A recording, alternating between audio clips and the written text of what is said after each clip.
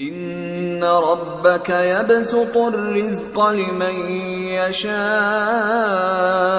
ويقدر إنه كان بعباده خبيرا بصيرا. തീർച്ചയായും നിന്റെ രക്ഷിതാവ് താൻ ഉദ്ദേശിക്കുന്നവർക്ക് ഉപജീവനമാർഗം വിശാലമാക്കി കൊടുക്കുന്നു, ചിലർക്കത് ഇടുങ്ങിയതാക്കുകയും ചെയ്യുന്നു.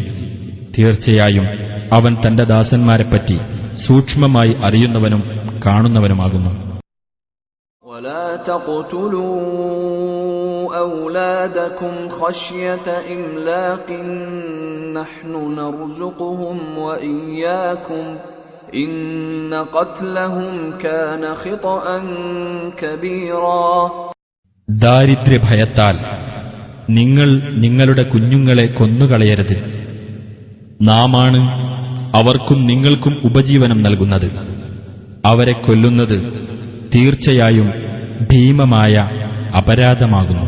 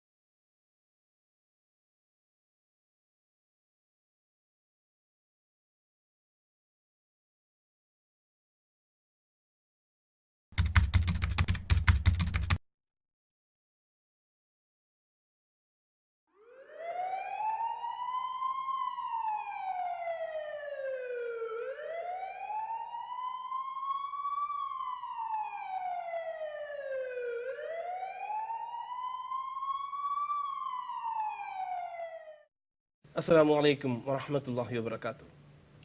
ബിസ്മില്ലാഹ് അൽഹംദുലില്ലാഹ് വസ്സലാത്തു വസ്സലാമു അലാ റസൂലിൽ അമീൻ വഅലാ ആലിഹി വസഹ്ബിഹി അജ്മഈൻ. അമ്മാ ബഅദ്. പ്രിയമുള്ളവരെ, ഇന്ന് കേരളീയ സമൂഹത്തിൽ ഗർഭചിത്രം വളരെയധികം വ്യാപകമായി കൊണ്ടിരിക്കുകയാണ്.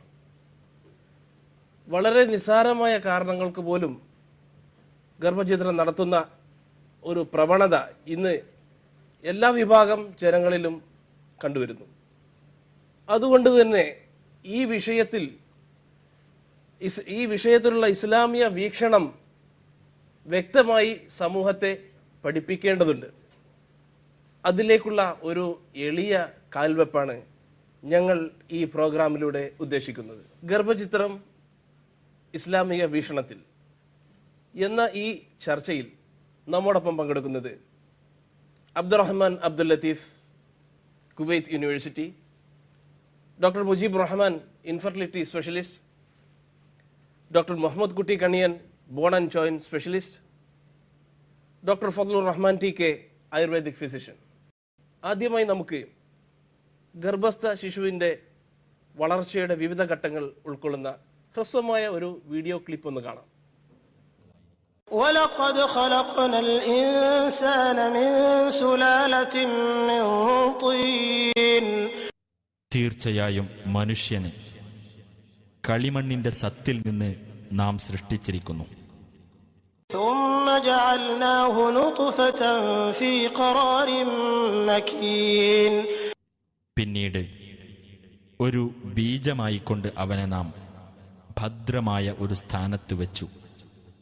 ثم خلقنا النطفة علقة فخلقنا العلقة مضغة فخلقنا المضغة عظاما فكسونا العظام لحما ثم أنشأناه خلقا آخر فتبارك الله أحسن الخالقين.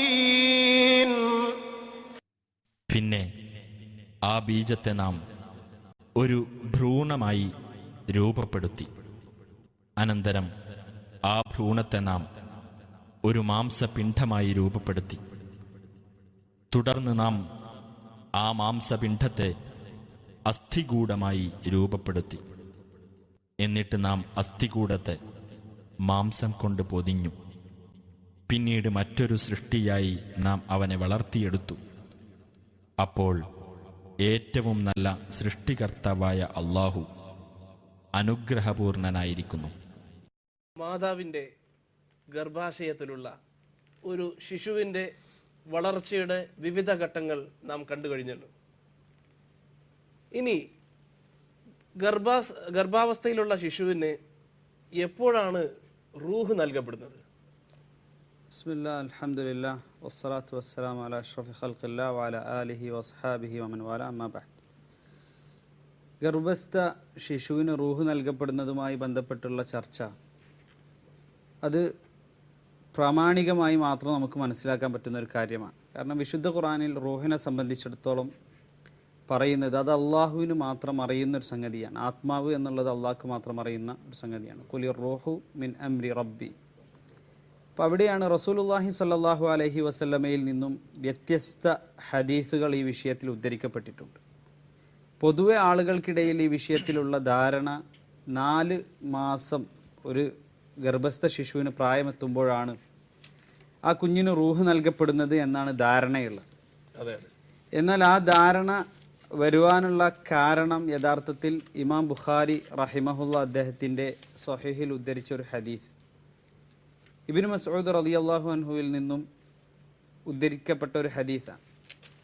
റസൂലുള്ളാഹി സ്വല്ലല്ലാഹു അലൈഹി വസല്ലമ പറയുന്നു, ഇന്ന അഹദകും യുജ്മഉ ഖൽഖുഹു ഫീ ബത്നി ഉമ്മിഹി 40 യൗമൻ ثم يكون علقة مثل ذلك ثم يكون مضغة مثل ذلك.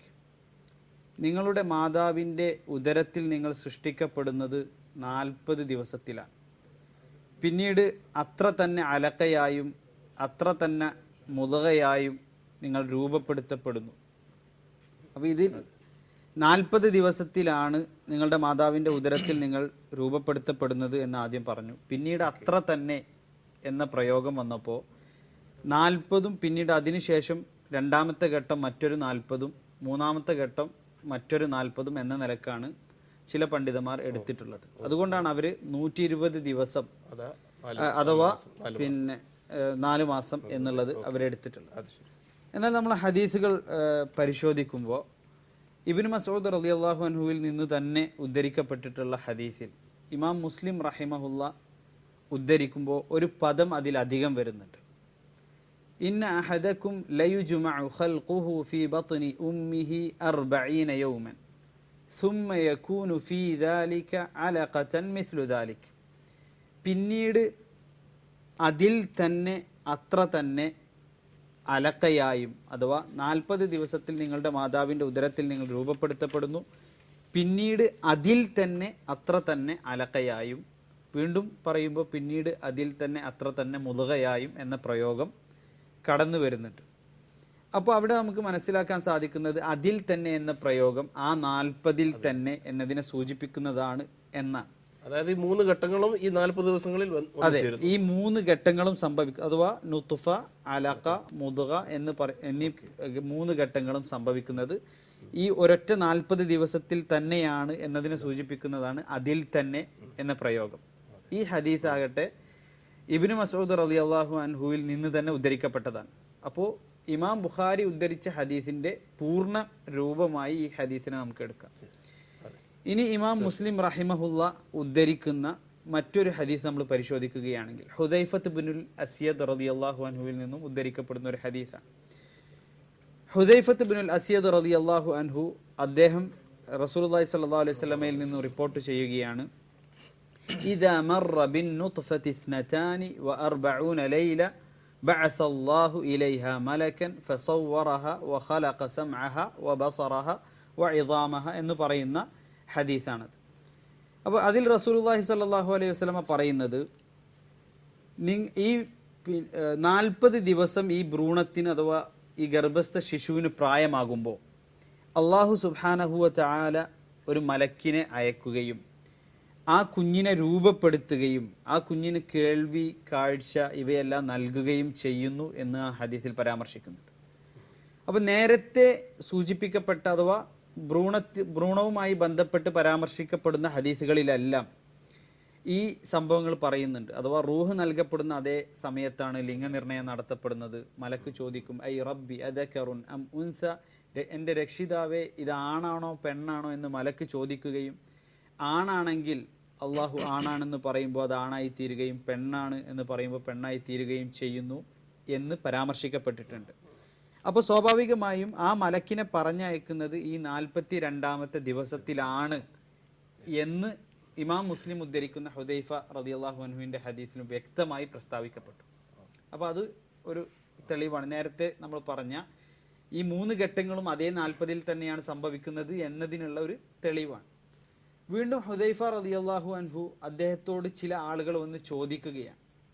മഹാനായ ഇബ്നു മസ്ഊദ് റളിയല്ലാഹു അൻഹു അഥവാ 4 മാസം എന്ന് പറയാൻ വേണ്ടി പണ്ഡിതന്മാർ തെളിവുദ്ധരിച്ചത് ഈ ഇബ്നു മസ്ഊദ് റളിയല്ലാഹു അൻഹുവിൻ്റെ ഹദീസാണ്. അതേ ഇബ്നു മസ്ഊദ് റളിയല്ലാഹു അൻഹു പള്ളിയിൽ വെച്ച് ക്ലാസ് എടുക്കുമ്പോൾ അദ്ദേഹം പറയുകയുണ്ടായി, ഈ ഒരാളെ സംബന്ധിച്ചിടത്തോളം അയാൾ സന്തുഷ്ടവാനാണോ അതല്ല വലിയ പ്രാരാബ്ധക്കാരനാണോ എന്നുള്ളത് അയാളുടെ മാതാവിൻ്റെ ഉദരത്തിൽ വെച്ച് രേഖപ്പെടുത്തപ്പെടുന്നു എന്ന് അദ്ദേഹം പള്ളിയിൽ വെച്ച് സംസാരിച്ചപ്പോൾ അത് സത്യമാണോ എന്ന അത്ഭുതത്തോടു കൂടി ഹുദൈഫ റളിയല്ലാഹു അൻഹുവിൻ്റെ അരികിൽ വന്ന് ചില ആളുകൾ ചോദിക്കും. ഈ ചോദിക്കുന്ന സമയത്ത് അദ്ദേഹം അവർക്ക് നൽകുന്ന മറുപടി വളരെ പ്രസക്തമാണ്. അദ്ദേഹം പറഞ്ഞു, സമിഅ്തു റസൂലല്ലാഹി സ്വല്ലല്ലാഹു അലൈഹി വസല്ലമ യഖൂൽ മിറാറൻ ദാത അദദി.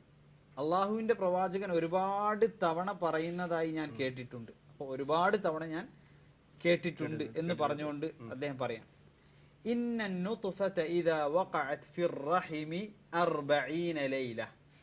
ഒരു സിക്താണ്ഡം മാതാവിൻ്റെ ഉദരത്തിൽ വീണ് കഴിഞ്ഞതിന് ശേഷം 40 രാവുകൾ പിന്നിട്ടാൽ 40 രാവുകൾ പിന്നിട്ടാൽ അതിൽ തന്നെ അദ്ദേഹം പറയാം, വഖാല അസ്ഹാബി, എൻ്റെ മറ്റു സ്വഹാബാക്കൾ പറഞ്ഞിട്ടുണ്ട്. അവരെന്താ പറഞ്ഞത് എന്ന് വെച്ചാൽ 45 ലൈല അഥവാ 45 ദിവസം എന്നും പറഞ്ഞിട്ടുണ്ട്. അപ്പോൾ 40 ദിവസം 45 ദിവസം എന്നിങ്ങനെ 2 രൂപത്തിൽ വന്നിട്ടുണ്ട്. എന്നിട്ട് അദ്ദേഹം പറയാ, അള്ളാഹു സുബ്ഹാനഹു വ തആല മലക്കിനെ അയക്കും, ഫയുൻഫഖു ഫീഹി റൂഹ്, ആ ഭ്രൂണത്തിന് റൂഹ് നൽകപ്പെടുകയും ചെയ്യുന്നു. നമുക്കിവിടെയുള്ളത് ഈ 4 ഹദീസുകളാണ്. ഇമാം ബുഖാരി റഹിമഹുല്ലയുടെ ഹദീസിൽ ആദ്യത്തെ 40ഉം പിന്നീട് അത്ര തന്നെ അലക്കയായും എന്ന് പറയുന്ന ആ റിപ്പോർട്ടും, രണ്ടാമതായി നമുക്കുള്ളത് ആ 40-ൽ തന്നെയാണ് അത്ര തന്നെ അലക്കയായി മാറുന്നത് എന്ന് പറയുന്ന ഇമാം മുസ്ലിമിൻ്റെ റിപ്പോർട്ടും, അതേപോലെ തന്നെ ഹുദൈഫ റളിയല്ലാഹു അൻഹുവിൽ നിന്ന് വന്ന സ്വഹീഹായ 2 റിപ്പോർട്ടുകളും. ഇതിൽ അവസാനമായി നമ്മൾ പറഞ്ഞു വെച്ച 40ാമത്തെ ദിവസത്തിൽ എന്നും ചില സ്വഹാബാക്കളുടെ അഭിപ്രായ പ്രകാരം 45ാമത്തെ ദിവസത്തിൽ എന്നും പറയപ്പെടുന്ന റിപ്പോർട്ട്, ഹുദൈഫ റളിയല്ലാഹു അൻഹുവിൽ നിന്നും ഉദ്ധരിക്കപ്പെട്ട റിപ്പോർട്ട്, അതിനെ സംബന്ധിച്ച് ഷെയ്ഖ് അൽബാനി റഹിമഹുല്ല പറഞ്ഞത്, ഇമാം ബുഖാരിയും ഇമാം മുസ്ലിമും ചേർന്നുദ്ധരിച്ച മുത്തഫഖുൻ അലൈഹിയായ ഹദീസിൻ്റെ ആ സ്ഥാനത്തേക്ക് വെക്കാൻ പറ്റിയ അത്രമാത്രം സ്ഥിരപ്പെട്ട ഹദീസാണ് അത് എന്നാണ് അദ്ദേഹം രേഖപ്പെടുത്തിയിട്ടുള്ളത്. മാത്രമല്ല ഹദീസിൽ ചില കാര്യങ്ങൾ നമ്മൾ മനസ്സിലാക്കേണ്ടത്, ചില വസ്തുതകൾ. റസൂലുള്ളാഹി സ്വല്ലല്ലാഹു അലൈഹി വസല്ലം പറയുകയാണ്, ആ മലക്ക് അവിടെ വരികയും ആ ഭ്രൂണത്തിൻ്റെ അടുത്തേക്ക് പ്രവേശിക്കുകയും ചെയ്യും. ഫയദ്ഖുലു ഫയുസവ്വിറു ലഹു അദ്മഹു വലഹ്മഹു വദമഹു വശഅറഹു വബശറഹു വസംഅഹു വബസറഹു. അഥവാ ആ കുട്ടിയെ രൂപപ്പെടുത്തുന്നു. അത് നേരത്തെ നമ്മൾ ഇബ്നു മസ്ഊദ് റളിയല്ലാഹു അൻഹുവിൻ്റെ ഹദീസുകളിലും അത്തരം ഇതിലുള്ള പല വിഷയങ്ങൾ പരാമർശിക്കപ്പെടുന്നതായി കാണാം. അതേപോലെ തന്നെ ഹുദൈഫ റളിയല്ലാഹു അൻഹുവിൻ്റെ ഹദീസിലും ഇത് പരാമർശിക്കപ്പെടുന്നതായി കാണാം. ഫൈസൗവിറുഹ എന്ന് പറഞ്ഞുകൊണ്ട് അദ്ദേഹം ഇത് തുടർന്ന് പറയുന്നതായി കാണാം.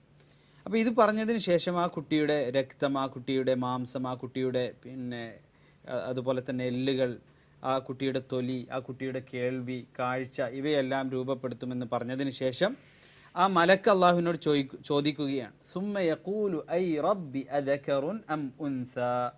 അള്ളാഹുവെ, ഈ കുട്ടി ആണാണോ പെണ്ണാണോ എന്ന് മലക്ക് ചോദിക്കുകയാണ്.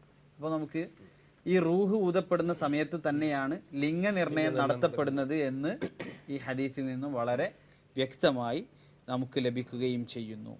അപ്പോൾ അതിനുശേഷം ഫയഖ്ദില്ലാഹു ഇലൈഹി മാ യശാഉ വയക്തുബുൽ മലക്. അള്ളാഹു അത് ആ കുട്ടി ആണാണോ പെണ്ണാണോ എന്നുള്ളത് അള്ളാഹു വിധിക്കുകയും അത് ആ മലക്ക് രേഖപ്പെടുത്തുകയും ചെയ്യുന്നു. ഈ ഹദീസിൻ്റെ അവസാനത്തിൽ പറയുന്നത്, റസൂലുള്ളാഹി സ്വല്ലല്ലാഹു അലൈഹി വസല്ലം പറയുന്നത്, ثم تطوى تلك الصحيفة فلا تمس إلى يوم القيامة.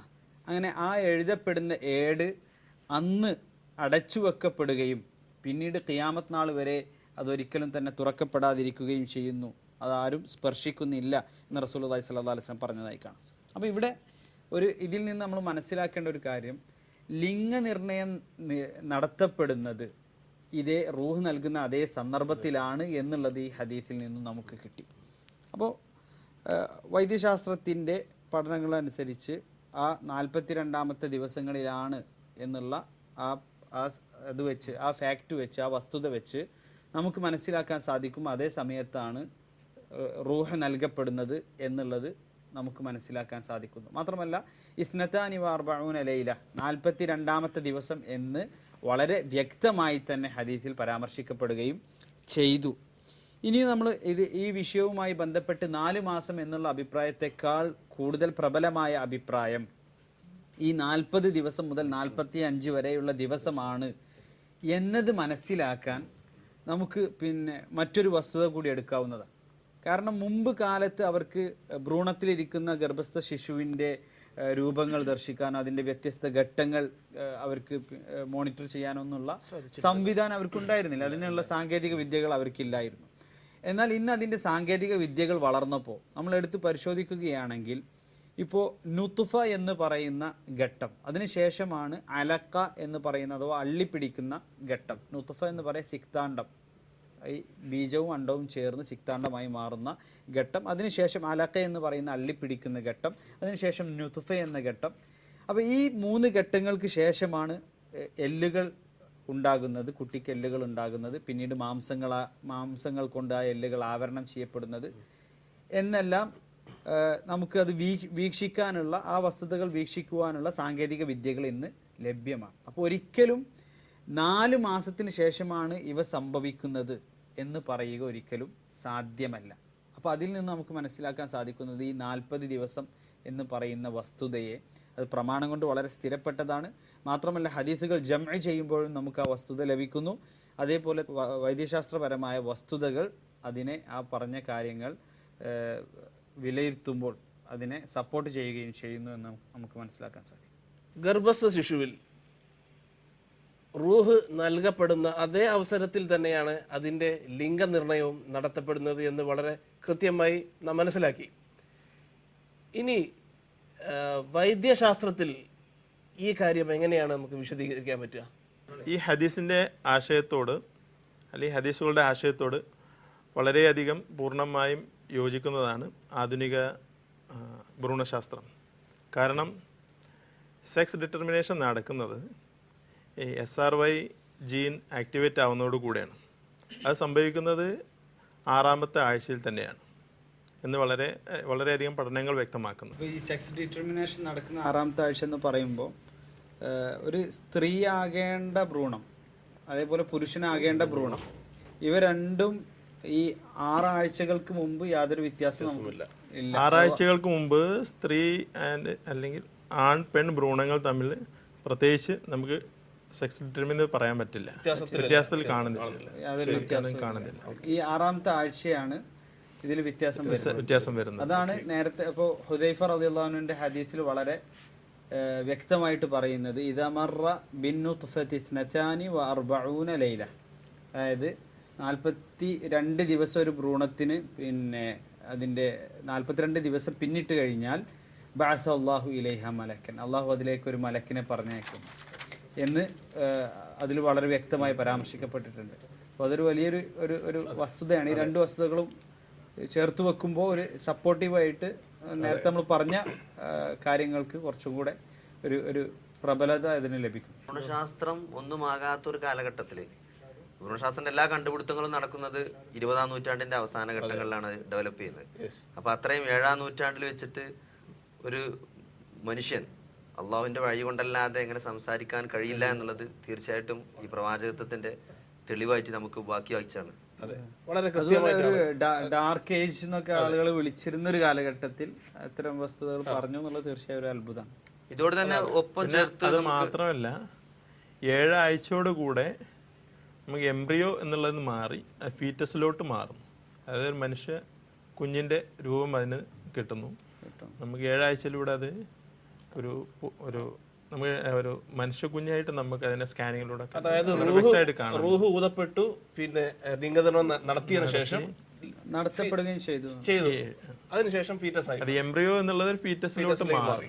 രൂപപ്പെടുത്തി എന്നുള്ള ഹദീസിന്റെ വാക്കിനെ അത് പൂർണ്ണമായി ആ മലക്ക് അള്ളാഹുവിന്റെ കൽപ്പന പ്രകാരം ആ കുഞ്ഞിനെ രൂപപ്പെടുത്തുന്നു എന്ന് പറയുന്നത് ശരിക്കും അവിടെ അനുയോജ്യമാണ്, സംഭവിക്കുന്നതാണ്. മാഷാ, അത് ശരിക്കും ഒരു പക്ഷേ ഏകദേശം 41-ാമത്തെ ദിവസം ലഭിക്കുന്ന ചിത്രം, ഒരു ഭ്രൂണത്തിന്റെ 41-ാമത്തെ ദിവസം ലഭിക്കുന്ന ചിത്രം, അതിനുശേഷം ഏകദേശം ഒരു 42-43 ഒക്കെ കഴിഞ്ഞതിന് ശേഷം 44-ാമത്തെ ദിവസം ലഭിക്കുന്ന, അല്ലെങ്കിൽ 43-ാമത്തെ ദിവസം തന്നെയൊക്കെ ലഭിക്കുന്ന ചിത്രങ്ങൾ എടുത്ത് പരിശോധിച്ചാൽ ഈ മാറ്റങ്ങൾ വളരെ പ്രകടമാണ്. അഥവാ ആ ശരിക്കും ആ കുട്ടിയുടെ കാലുകളൊക്കെ കുറച്ച് രൂപപ്പെട്ടു, ആ കുട്ടിയുടെ പിന്നെ ചെവി, അതേപോലെ തന്നെ കേൾവി, ഇങ്ങനെയുള്ള കാര്യങ്ങളൊക്കെ രൂപപ്പെടുന്നു എന്നുള്ളത് അപ്പോൾ ഒരു തീർച്ചയായും ഒരു അത്ഭുതമാണ് അത്. സൂറത്തുൽ മുഅ്മിനൂനിൽ അല്ലാഹു സുബ്ഹാനഹു വ തആല പറയുന്നുണ്ട് ഈ ഭ്രൂണത്തിന്റെ വളർച്ചയും അതിന്റെ വിവിധ ഘട്ടങ്ങളെ കുറിച്ചും വളരെ വ്യക്തമായി പറയുന്നുണ്ട്.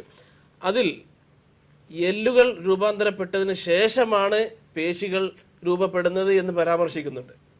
ഇതിനെക്കുറിച്ച് ഒരു ഓർത്തോ സ്പെഷ്യലിസ്റ്റ് എന്ന നിലക്ക് താങ്കൾക്ക് ഇത് ഒന്ന് വിശദീകരിക്കാമോ? ഞങ്ങൾ സൂറത്തുൽ മുഅ്മിനൂനിലെ 14-ാമത്തെ വചനത്തിലാണ് അല്ലാഹു സുബ്ഹാനഹു വ തആല ഭ്രൂണത്തിന്റെ ആ 3 ഘട്ടങ്ങളെ കുറിച്ച്, നുത്ഫ, അലഖ, മുദ്ഗ എന്നുള്ള ഘട്ടങ്ങളെ കുറിച്ച് പറയുന്നത്.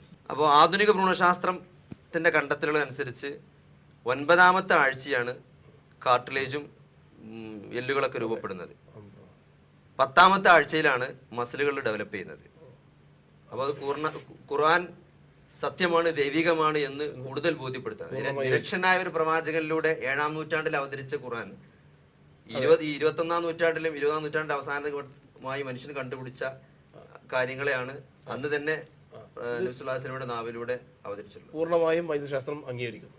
ശരി, ഇപ്പോൾ ഡോക്ടർ പറഞ്ഞപ്പോൾ അതിൽ പറഞ്ഞല്ലോ ഏതാണ്ട് 9-ാമത്തെ ആഴ്ച മുതൽ 10-ാമത്തെ ആഴ്ച എന്നുള്ള ആ സമയത്ത് കുട്ടിയുടെ എല്ലുകൾ രൂപപ്പെടുന്നു. അപ്പോൾ ഈ അലക്ക, അതേപോലെ തന്നെ മുതുക എന്നുള്ള സ്റ്റേജ് കഴിഞ്ഞതിന് ശേഷമാണ് എല്ലുകൾ രൂപപ്പെടുന്നതായിട്ട് വിശുദ്ധ ഖുർആൻ പരാമർശിക്കുന്നത്.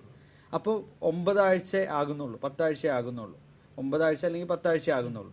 അപ്പോൾ ഒരിക്കലും ഈ 4 മാസം എന്ന് പറയുന്ന അഭിപ്രായത്തിന് അവിടെ ഒരു പ്രസക്തിയില്ല എന്ന് നമുക്ക് അതിൽ നിന്ന് മനസ്സിലാക്കാം. ഈ പരാമർശിക്കപ്പെട്ട വിഷയങ്ങൾ പ്രാക്ടിക്കൽ ലൈഫിൽ 40 ദിവസമാണ് റൂഹ് ലഭിക്കുന്നത്, അതല്ലെങ്കിൽ 4 മാസത്തിന് ശേഷമാണ് റൂഹ് ലഭിക്കുന്നത് എന്നുള്ള ഈ ചർച്ചയുടെ പ്രാധാന്യം എന്താ? അതായത് 40 ദിവസത്തിലാണോ 4 മാസത്തിലാണോ എന്നുള്ളത് പണ്ഡിതന്മാർ ചർച്ച ചെയ്യുന്നത്, ഈ കുഞ്ഞിന് റൂഹ് നൽകപ്പെടുമ്പോൾ ആ കുഞ്ഞ് ആത്മാവുള്ളൊരു മനുഷ്യനായി മാറുന്നു. അപ്പോൾ അതിൻ്റെ പിന്നിൽ ഒരുപാട് കർമ്മശാസ്ത്രപരമായ നിയമങ്ങളുണ്ട്. അഥവാ ഈ 40 ദിവസത്തിന് ശേഷം ആണ് എന്ന് പറയുമ്പോൾ 40 ദിവസത്തിന് ശേഷം ആ കുഞ്ഞിനെ ആരെങ്കിലും കൊല ചെയ്യുകയോ വധിക്കുകയോ ചെയ്തു കഴിഞ്ഞാൽ അതിന് കഫാറത്തും ദിയയും ബാധകമാവും. അഥവാ പ്രായശ്ചിത്തവും ഉണ്ട്, നഷ്ടപരിഹാരവും ഉണ്ട്. എന്നാൽ റൂഹ് നൽകപ്പെടുന്നത് 4 മാസത്തിന് ശേഷമാണ്, അല്ലെങ്കിൽ 4 മാസം അതിന് പ്രായമെത്തുമ്പോഴാണ് എന്ന് നമ്മൾ പറയുമ്പോൾ ആ 4 മാസത്തിൻ്റെ മുമ്പ് ഇത് ബാധകമാകുകയില്ല.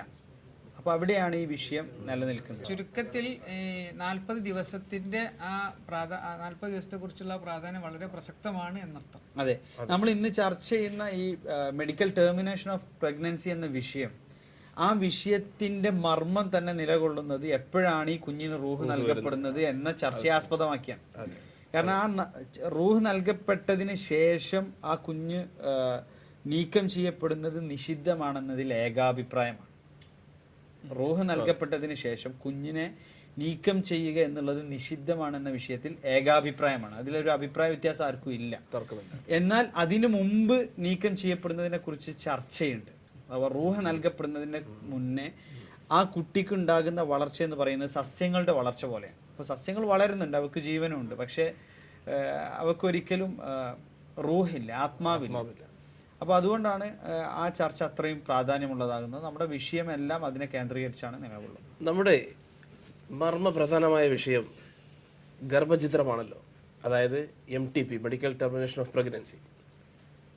ഇന്ന് ജനങ്ങളിൽ ഭൂരിഭാഗവും ഈ ഒരു ആവശ്യത്തിന് വേണ്ടി ഡോക്ടർമാരെ സമീപിക്കുന്നത് വളരെ വളരെ നിസ്സാരമായ ആവശ്യങ്ങൾക്ക് വേണ്ടിയാണ് എന്നാണ് ഞാൻ മനസ്സിലാക്കിയിട്ടുള്ളത്. എത്രത്തോളം എന്ന് വെച്ചാൽ ഇപ്പോൾ ആളുകൾ പറയുന്നത് ഇപ്പോൾ വീട്ടിൽ അതിനുള്ള സൗകര്യമല്ല, വീട്ടിൽ വേറെ ഗർഭിണികളുണ്ട്, ഭർത്താവിന് ജോലിയായിട്ടില്ല, അതുപോലെ ഉംറക്ക് പോകാൻ അല്ലെങ്കിൽ ഹജ്ജിന് പോകാൻ ഉദ്ദേശിക്കുന്നുണ്ട്, ഭർത്താവ് ഗൾഫിലാണ് അങ്ങോട്ട് പോകാൻ ഉദ്ദേശിക്കുന്നുണ്ട്, ആദ്യത്തെ കുഞ്ഞിന് 1 വയസ്സ് പോലും ആയിട്ടില്ല. ഇങ്ങനെയുള്ള ഓരോ നിസ്സാര കാര്യങ്ങൾ പറഞ്ഞിട്ടാണ് ആളുകൾ ഈ ഒരു ഇതിനു വേണ്ടി പോകുന്നത് എന്നാണ് ഭൂരിഭാഗം കണക്കും ഉള്ളതെന്നാണ് ഞാൻ മനസ്സിലാക്കുന്നത്. താങ്കളുടെ വിദഗ്ധ അഭിപ്രായം ഈ കാര്യത്തിൽ ഒന്ന് വിശദീകരിക്കാവുന്ന നിങ്ങളുടെ കാഴ്ചപ്പാടിൽ? ഒരു ഗൈനക്കോളജിസ്റ്റ് എന്നുള്ള നിലയ്ക്ക് ഇത്തരത്തിലുള്ള കേസുകൾ നമ്മുടെ OPD-കളിൽ കാണുന്നതാണ്. സാറ് നേരത്തെ പറഞ്ഞ പോലുള്ള കാരണങ്ങൾ പൊതുവായിട്ട് നമ്മൾ കാണുന്നതാണ്. അതേപോലെ തന്നെ കല്യാണം കഴിഞ്ഞ ഉടൻ കുട്ടികൾ വേണ്ടാന്ന് വെക്കുന്ന കുറേ പേരുണ്ട്. 2 വർഷം കഴിഞ്ഞിട്ടായി അവിടെ എന്നതിനും വേണ്ടിയിട്ടൊക്കെ MTPക്ക് വരുന്ന കുറേ കപ്പിൾസിന് നമ്മളിതിൽ കാണാറുണ്ട്. പിന്നെ സ്പേസിങ് വേണ്ടിയിട്ട് വരുന്നവരുണ്ട്. അപ്പോൾ ഇതൊന്നും പൊതുവായിട്ടുള്ള ഗൈനക്കോളജിസ്റ്റുകൾ ആരും എൻ്റർടൈൻ ചെയ്യാറില്ല. പിന്നെ അങ്ങനെ ചെയ്യുന്ന വിരളവുമല്ല. അപ്പോൾ ഇതിൽ എനിക്ക് തോന്നുന്നത് ഈ വിഷയത്തിൽ ആളുകൾ പൊതുവെ ഇപ്പോൾ ഇവിടെ പറഞ്ഞ കാരണങ്ങളിൽ ഇപ്പോൾ അതൊരു വസ്തുതയാണ്. എനിക്ക് അനുഭവത്തിൽ തന്നെ എന്നോടത് ആളുകൾ ഷെയർ ചെയ്തിട്ടുണ്ട്. അഥവാ ഹജ്ജിന് പോകാൻ വേണ്ടി നറുക്കെടുപ്പിൽ, ഇപ്പോൾ നേരത്തെ പറഞ്ഞല്ലോ, അപ്പോൾ നറുക്കെടുപ്പിൽ ഗർഭിണികളായ സ്ത്രീകൾക്ക് പോകാൻ പറ്റില്ല. അപ്പോൾ ആ സമയത്ത് ഹജ്ജിന് പോകാം എന്ന ഒരു ഉദ്ദേശം വെച്ചുകൊണ്ട് ഗർഭഛിദ്രം ചെയ്യുക. അപ്പോൾ അങ്ങനെ അഥവാ നമ്മൾ ഒരിക്കലും ഇമാജിൻ ചെയ്യാത്ത അത്തരം റീസണുകൾക്ക് പോലും ആളുകൾ ചെയ്യുന്നതാണ്. അത്രയും നിസാരവൽക്കരിക്കപ്പെട്ട ഒരു കാര്യമാണ് ഗർഭഛിദ്രം എന്നാണ് ഇതിൽ നിന്ന് മനസ്സിലാക്കാൻ സാധിക്കുന്നത്. ഇതിൻ്റെ ഒന്നാമത്തെ കാരണമായിട്ട് ഞാൻ മനസ്സിലാക്കുന്നത് ഒന്ന് അറിവില്ലായ്മയാണ്. അപ്പോൾ റസൂലുള്ളാഹി സ്വല്ലല്ലാഹു അലൈഹി വസല്ലമയുടെ ഒരു ഹദീസിൽ കാണാം, യുഖ്ബലുൽ ഇൽം, അറിവ് ഉയർത്തപ്പെടും, അറിവ് ഉയർത്തപ്പെടും. വയക്സുറുൽ ജഹൽ, അറിവില്ലായ്മ വർദ്ധിക്കും. വൽ ഫിതൻ വൽ ഹർജ്, റസൂലുള്ളാഹി പറയാം, അറിവ് ഉയർത്തപ്പെടുമ്പോൾ അറിവില്ലായ്മ വ്യാപിക്കും, ഫിത്ന വ്യാപിക്കും. വൽ ഹർജ്, ഹർജ് എന്നത് റസൂലുള്ളാഹി സ്വല്ലല്ലാഹു അലൈഹി വസല്ലം പ്രയോഗിച്ചത് കൊലപാതകത്തിനാണ്. അഥവാ കൊലപാതകങ്ങൾ വർദ്ധിക്കും. റസൂലുള്ളാഹി സ്വല്ലല്ലാഹു അലൈഹി വസല്ലം പറയാ, ഒരിക്കലും തന്നെ ഈ ദുനിയാവ് നശിച്ചു പോകുകയില്ല. ഹത്താ യഅതി അലന്നാസി സമാനും, ആളുകൾക്കൊരു കാലഘട്ടം വരുന്നത് വരെ ഈ ദുനിയാവ് നശിച്ചു പോവുകയില്ല.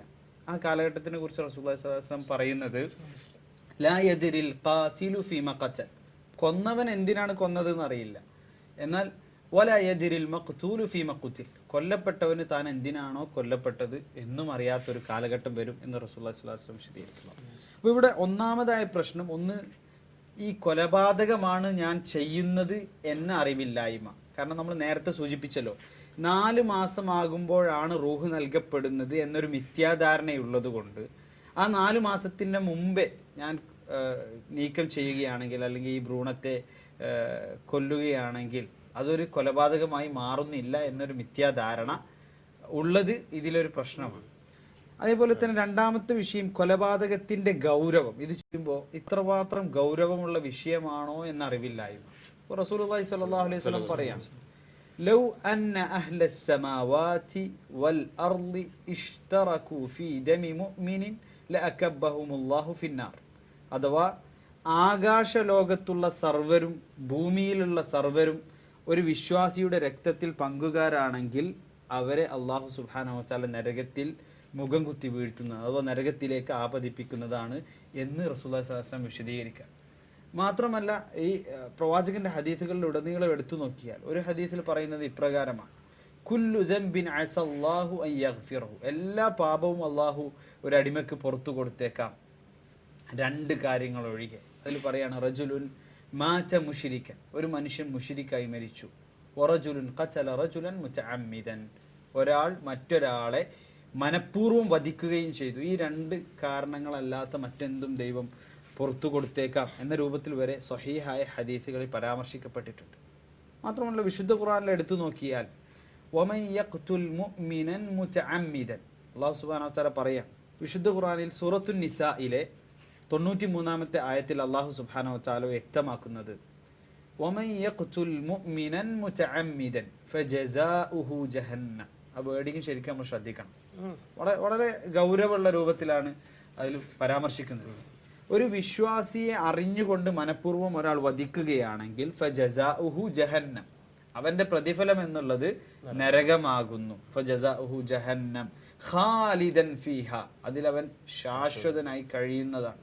ഖാലിദൻ ഫീഹ വഗദിബല്ലാഹു അലൈഹി, അവന്റെ മേൽ അല്ലാഹു കോപിച്ചിരിക്കുന്നു. വലഅനഹു, അവനെ അല്ലാഹു സുബ്ഹാനഹു വ തആല ശപിക്കുകയും ചെയ്തിരിക്കുന്നു. വഅദ്ദ ലഹു അദാബൻ അലീമ, മാത്രമല്ല അഥവാ കോപിച്ചിരിക്കുന്നു, ശപിച്ചിരിക്കുന്നു. വഅദ്ദ ലഹു അദാബൻ അലീമ, അങ്ങേയറ്റം വേദനാജനകമായ ഒരു ശിക്ഷ അവന് വേണ്ടി കാത്തുവെക്കുകയും ചെയ്തിരിക്കുന്നു. അപ്പോൾ ഒരു കൊലപാതകിക്ക് മനഃപൂർവ്വം ഒരു വിശ്വാസിയെ വധിക്കുക എന്നുള്ളതിന് വിശുദ്ധ ഖുർആൻ പരാമർശിക്കുന്ന ശിക്ഷയാണിത്. അതുപോലെ സൂറത്തുൽ ഫുർഖാനിൽ അല്ലാഹു സുബ്ഹാനഹു വ തആല ഏറ്റവും വലിയ അവകാശത്തെക്കുറിച്ച് സൂചിപ്പിക്കുന്നുണ്ട്. അഥവാ സൃഷ്ടാവായ നാഥനെ മാത്രം ആരാധിക്കുക, മറ്റാരെയും അവനോട് പങ്കു ചേർക്കാതിരിക്കുക. ഇതാണ് ലോകത്തുള്ള ഏറ്റവും വലിയ അവകാശം, അഥവാ സൃഷ്ടാവിന് സൃഷ്ടികളിൽ നിന്നും ലഭിക്കേണ്ട അവകാശം. വല്ലദീന ലാ യദ്ഊന മഅല്ലാഹി ഇലാഹൻ ആഖർ, അല്ലാഹുവോടൊപ്പം മറ്റാരെയും വിളിച്ചു പ്രാർത്ഥിക്കാത്തവർ. എന്നിട്ട് അതിന് തൊട്ടു ശേഷം പറയുന്നത് വലാ യഖ്തുലൂന നഫ്സല്ലതി ഹറമല്ലാഹു ഇല്ലാ ബിൽ ഹഖ്, വലാ യഖ്തുലൂൻ, ഒരിക്കലും തന്നെ അവർ കൊല ചെയ്യുകയില്ല. അന്നഫ്സല്ലതി ഹറമല്ലാഹ്, അല്ലാഹു നിഷിദ്ധമാക്കിയ ആത്മാവിനെ അവർ ഹനിക്കുകയില്ല. ഇല്ലാ ബിൽ ഹഖ്, ന്യായമായി ദൈവം ആ ഹനിക്കുവാൻ വേണ്ടി അവകാശം നൽകിയ, അനുവാദം നൽകിയ കാര്യങ്ങളിലല്ലാതെ. ഉദാഹരണത്തിന് ഇപ്പോൾ ഒരാൾ കൊലയാളിയാണ്, അയാൾക്കുള്ള ശിക്ഷയായി അയാളെ കൊല ചെയ്യുക എന്ന രൂപത്തിലുള്ള ന്യായമായ കാരണങ്ങൾ കൊണ്ടല്ലാതെ ഒരിക്കലും തന്നെ അല്ലാഹു സുബ്ഹാനഹു വ തആല ആത്മാവ് നൽകിയ ആ ആത്മാവിനെ ഹനിക്കുകയില്ല എന്ന് വിശുദ്ധ ഖുർആൻ സൂറത്തുൽ ഫുർഖാനിൽ അല്ലാഹു സുബ്ഹാനഹു വ തആല വളരെ വിശദമായി വിശദീകരിക്കുകയാണ്. അപ്പോൾ ഈ ആയത്തിൽ അള്ളാഹുവിൻ്റെ അവകാശത്തെക്കുറിച്ച് പറഞ്ഞതിന് തൊട്ട് ശേഷം, അഥവാ ഏകദൈവ ആരാധനയെക്കുറിച്ച് പറഞ്ഞതിൻ്റെ തൊട്ട് ശേഷം പിന്നീട് സൂചിപ്പിക്കുന്നത് ഈ കൊലപാതകത്തെ സംബന്ധിച്ചാണ്. ഒരിക്കലും ആ കൊലപാതകം ചെയ്യാൻ പാടില്ല എന്നതിനെ സംബന്ധിച്ചാണ്. മാത്രമല്ല സത്യവിശ്വാസികൾ അപ്രകാരം ചെയ്യുകയില്ല. അള്ളാഹുവിൻ്റെ അവകാശം പറഞ്ഞതിന് തൊട്ട് ശേഷം ആ വിഷയം പറഞ്ഞത് അതിൻ്റെ ഗൗരവത്തെ സൂചിപ്പിക്കുന്നത്. ഒരു ഭ്രൂണത്തിന്റെ കൊലയുടെ ഗൗരവത്തെ സൂചിപ്പിക്കുന്നു. ഭ്രൂണത്തിന്റെ എന്ന് മാത്രം, അത് പൊതുവെ അള്ളാഹു ആത്മാവ് നൽകിയതിന്, അഥവാ അള്ളാഹു റൂഹ് നൽകിയതിനെ ഹനിക്കുക എന്നുള്ളത് അത്ര ഗൗരവമുള്ള വിഷയമാണ് എന്ന് ആയത്തിൽ നിന്ന് നമുക്ക് മനസ്സിലാക്കാൻ സാധിക്കും. ഭ്രൂണവും അതിൽ വരുന്നു. കാരണം ഏകദേശം 40 ദിവസത്തിന് ശേഷം ഭ്രൂണത്തിന് ആത്മാവ് നൽകപ്പെടുന്നു എന്നുള്ളത് മനുഷ്യനായി വിശദീകരിച്ചു. അപ്പൊ അവിടെ ആത്മാവുള്ള ഒരു മനുഷ്യനായി മാറി. അതുപോലെ തന്നെ സൂറത്തുൽ മാഇദയിൽ ഇതുപോലെ ഒരു പരാമർശമുണ്ടല്ലോ, മൻ ഖതല നഫ്സൻ എന്നുള്ള.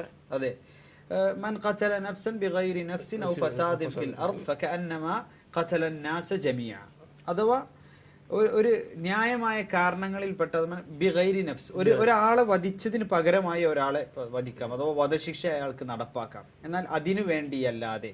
അതുപോലെ തന്നെ ഭൂമിയിൽ കുഴപ്പമുണ്ടാക്കുക, മറ്റുള്ള ആളുകളെ ജീവിക്കാൻ സമ്മതിക്കാതെ ഫസാദ് ഉണ്ടാക്കുക, ആ സന്ദർഭത്തിലും.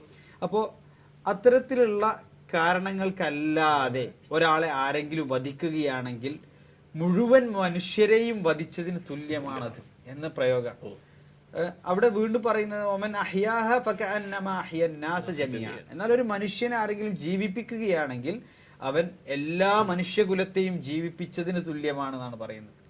അതായത് ഒരു ഡോക്ടറുടെ മുമ്പിലേക്ക് എനിക്ക് അബോർഷൻ അല്ലെങ്കിൽ ഭാര്യയ്ക്ക് അബോർഷൻ വേണം എന്ന് പറഞ്ഞ് ഒരു കുടുംബം കടന്നു വരുമ്പോൾ ആ കുടുംബത്തിന് അബോർഷനിലേക്കാണ് ഡോക്ടർ നയിക്കുന്നതെങ്കിൽ ഡോക്ടർ ഈ പറഞ്ഞ ഡോക്ടർക്ക് ബാധകമാണല്ലോ. ഡോക്ടറെ സംബന്ധിച്ചിടത്തോളം അതെ, ആ കുട്ടിയെ ഒന്നുകിൽ ആ മരണത്തിലേക്ക് തള്ളിവിടാം ആ ഡോക്ടർക്ക്, അല്ലെങ്കിൽ ആ മാതാപിതാക്കളെ പറഞ്ഞ് മനസ്സിലാക്കി ആ കുട്ടിയെ ജീവിപ്പിക്കുന്ന അവസ്ഥയിലേക്കും ആ മാതാപിതാക്കളുടെ മനസ്സിന് പരിവർത്തനം ഉണ്ടാക്കാൻ ഒരു ഡോക്ടർ എന്ന നിലയ്ക്ക് അയാൾക്ക് സാധിക്കും. അപ്പോൾ അദ്ദേഹം അവിടെ ചെയ്യേണ്ടത് യഥാർത്ഥത്തിൽ അതാണ്. അപ്രകാരം ഒരു മാതാപിതാക്കളെ പറഞ്ഞ് മനസ്സിലാക്കി അവരുടെ മനസ്സിന് പരിവർത്തനം ഉണ്ടാക്കി ആ കുഞ്ഞിനെ ജീവിപ്പിക്കുന്നുവെങ്കിൽ മനുഷ്യകുലത്തെ തന്നെ ജീവിപ്പിച്ചതിന് പ്രതിഫലം തുല്യമാണത് എന്ന് വിശുദ്ധ ഖുർആൻ പറയും. എന്നാൽ അതേസമയം വധിക്കുകയാണെങ്കിലോ ഇത് അത്രയും വലിയ പാതകമായി മാറുകയും ചെയ്യും. അപ്പോൾ ഇതിലിപ്പോൾ പറയപ്പെട്ട ചില വിഷയങ്ങൾ എന്നുള്ളത്, ഇപ്പോൾ ഡോക്ടർ നേരത്തെ പറഞ്ഞു ദാരിദ്ര്യത്തെ ഭയപ്പെട്ടുകൊണ്ട് ചെയ്യുന്ന ആളുകളുണ്ട്. ദാരിദ്ര്യത്തെ ഭയപ്പെട്ടുകൊണ്ട് വിശുദ്ധ ഖുർആൻ അവർക്ക് വ്യക്തമായ വളരെ വ്യക്തം സൂറത്തുൽ ഇസ്രായിൽ വളരെ വ്യക്തമായ മറുപടി അവർക്ക് നൽകുന്നുണ്ട്. അപ്പോൾ അതിൽ പിന്നെ ഇന്ന റബ്ബക യബ്സുത്തുർ റിസ്ഖ ലിമൻ യശാഉ വയഖ്ദിർ, നിന്റെ രക്ഷിതാവ് ഓരോരുത്തർക്കും അവർക്കുള്ള ഉപജീവന മാർഗം കൃത്യമായി നിർണയിച്ചിരിക്കുന്നു. ചില ആളുകൾക്ക് വിശാലമാക്കി കൊടുക്കും, ചില ആളുകൾക്ക് കുറച്ച് കുടുസായി നൽകുകയും ചെയ്യും, അല്ലെ? ഇന്നഹു കാന ബിഇബാദിഹി ഖബീറൻ ബസീറ, അവൻ്റെ അടിമകളെ കുറിച്ച് കൃത്യമായി അറിയുന്നവനാകുന്നു അള്ളാഹു. വിശുദ്ധ ഖുർആനിൽ ഒരുപാട് സ്ഥലങ്ങളിൽ പരാമർശിക്കുന്ന ഒരു കാര്യം.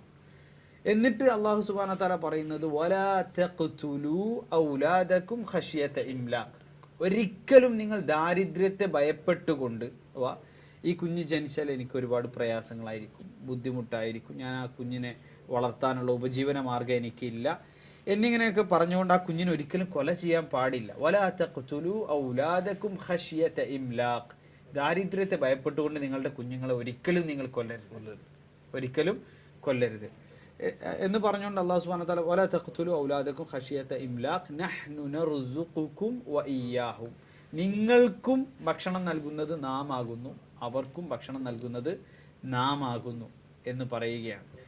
ഇന്ന ഖത്ലഹും കാന ഖിത്അൻ കബീറ എന്നാണ് ആയത്ത് അവസാനിക്കുന്നത്. അഥവാ അവരെ നിങ്ങൾ കൊല്ലുക എന്നുള്ളത് വളരെ വലിയൊരു പാതകമാണ്, അഥവാ കൊടും പാപമാണ് എന്ന് പറഞ്ഞുകൊണ്ടാണ് കാന ഖിത്അൻ കബീറ എന്ന് പറഞ്ഞുകൊണ്ടാണ് ആ ആയത്ത് അവസാനിപ്പിക്കുന്നത്. അപ്പം മക്കൾ ദാരിദ്ര്യത്തെ ഭയപ്പെട്ടുകൊണ്ട് ഒരിക്കലും ഒരാൾക്ക് കൊല്ലാൻ പാടില്ല, കാരണം ഉപജീവനം നൽകുന്നവൻ അള്ളാഹുവാണ്. ഇനി നമ്മൾ മനസ്സിലാക്കേണ്ടത്, ഇപ്പോൾ ഇവിടെ പറഞ്ഞതിൽ കുറച്ചുകൂടെ ആളുകൾക്ക് ചിലപ്പോൾ ഒരു നല്ല കാരണമായി തോന്നുന്ന ഒരു കാര്യമാണ്, അല്ലെങ്കിൽ തോന്നാവുന്ന ഒരു കാര്യമാണ്, പിന്നെ മുലകുടി. ഇപ്പോൾ ഒരു കുട്ടി മുല കുടിച്ചുകൊണ്ടിരിക്കുകയാണ്, അപ്പോൾ അതേസമയം പിന്നെ മറ്റൊരു കുട്ടി കൂടി ജനിച്ചാൽ ഈ കുട്ടിയുടെ മുലകുടി മുട്ടുമല്ലോ, ഞാൻ 2 വർഷം തികയുന്നതിൻ്റെ മുന്നേ മുലകുടി നിർത്തിയാൽ അതൊരു പാപമല്ലേ എന്നൊക്കെ കരുതിയിട്ട് നിർത്തുന്ന ആളുകളെ നമുക്ക് കാണാൻ സാധിക്കും. പക്ഷെ അത് വിശുദ്ധ ഖുർആൻ നമുക്ക് എടുത്ത് പരിശോധിച്ചാൽ വളരെ കൃത്യമായി നമുക്ക് കാണാൻ സാധിക്കും.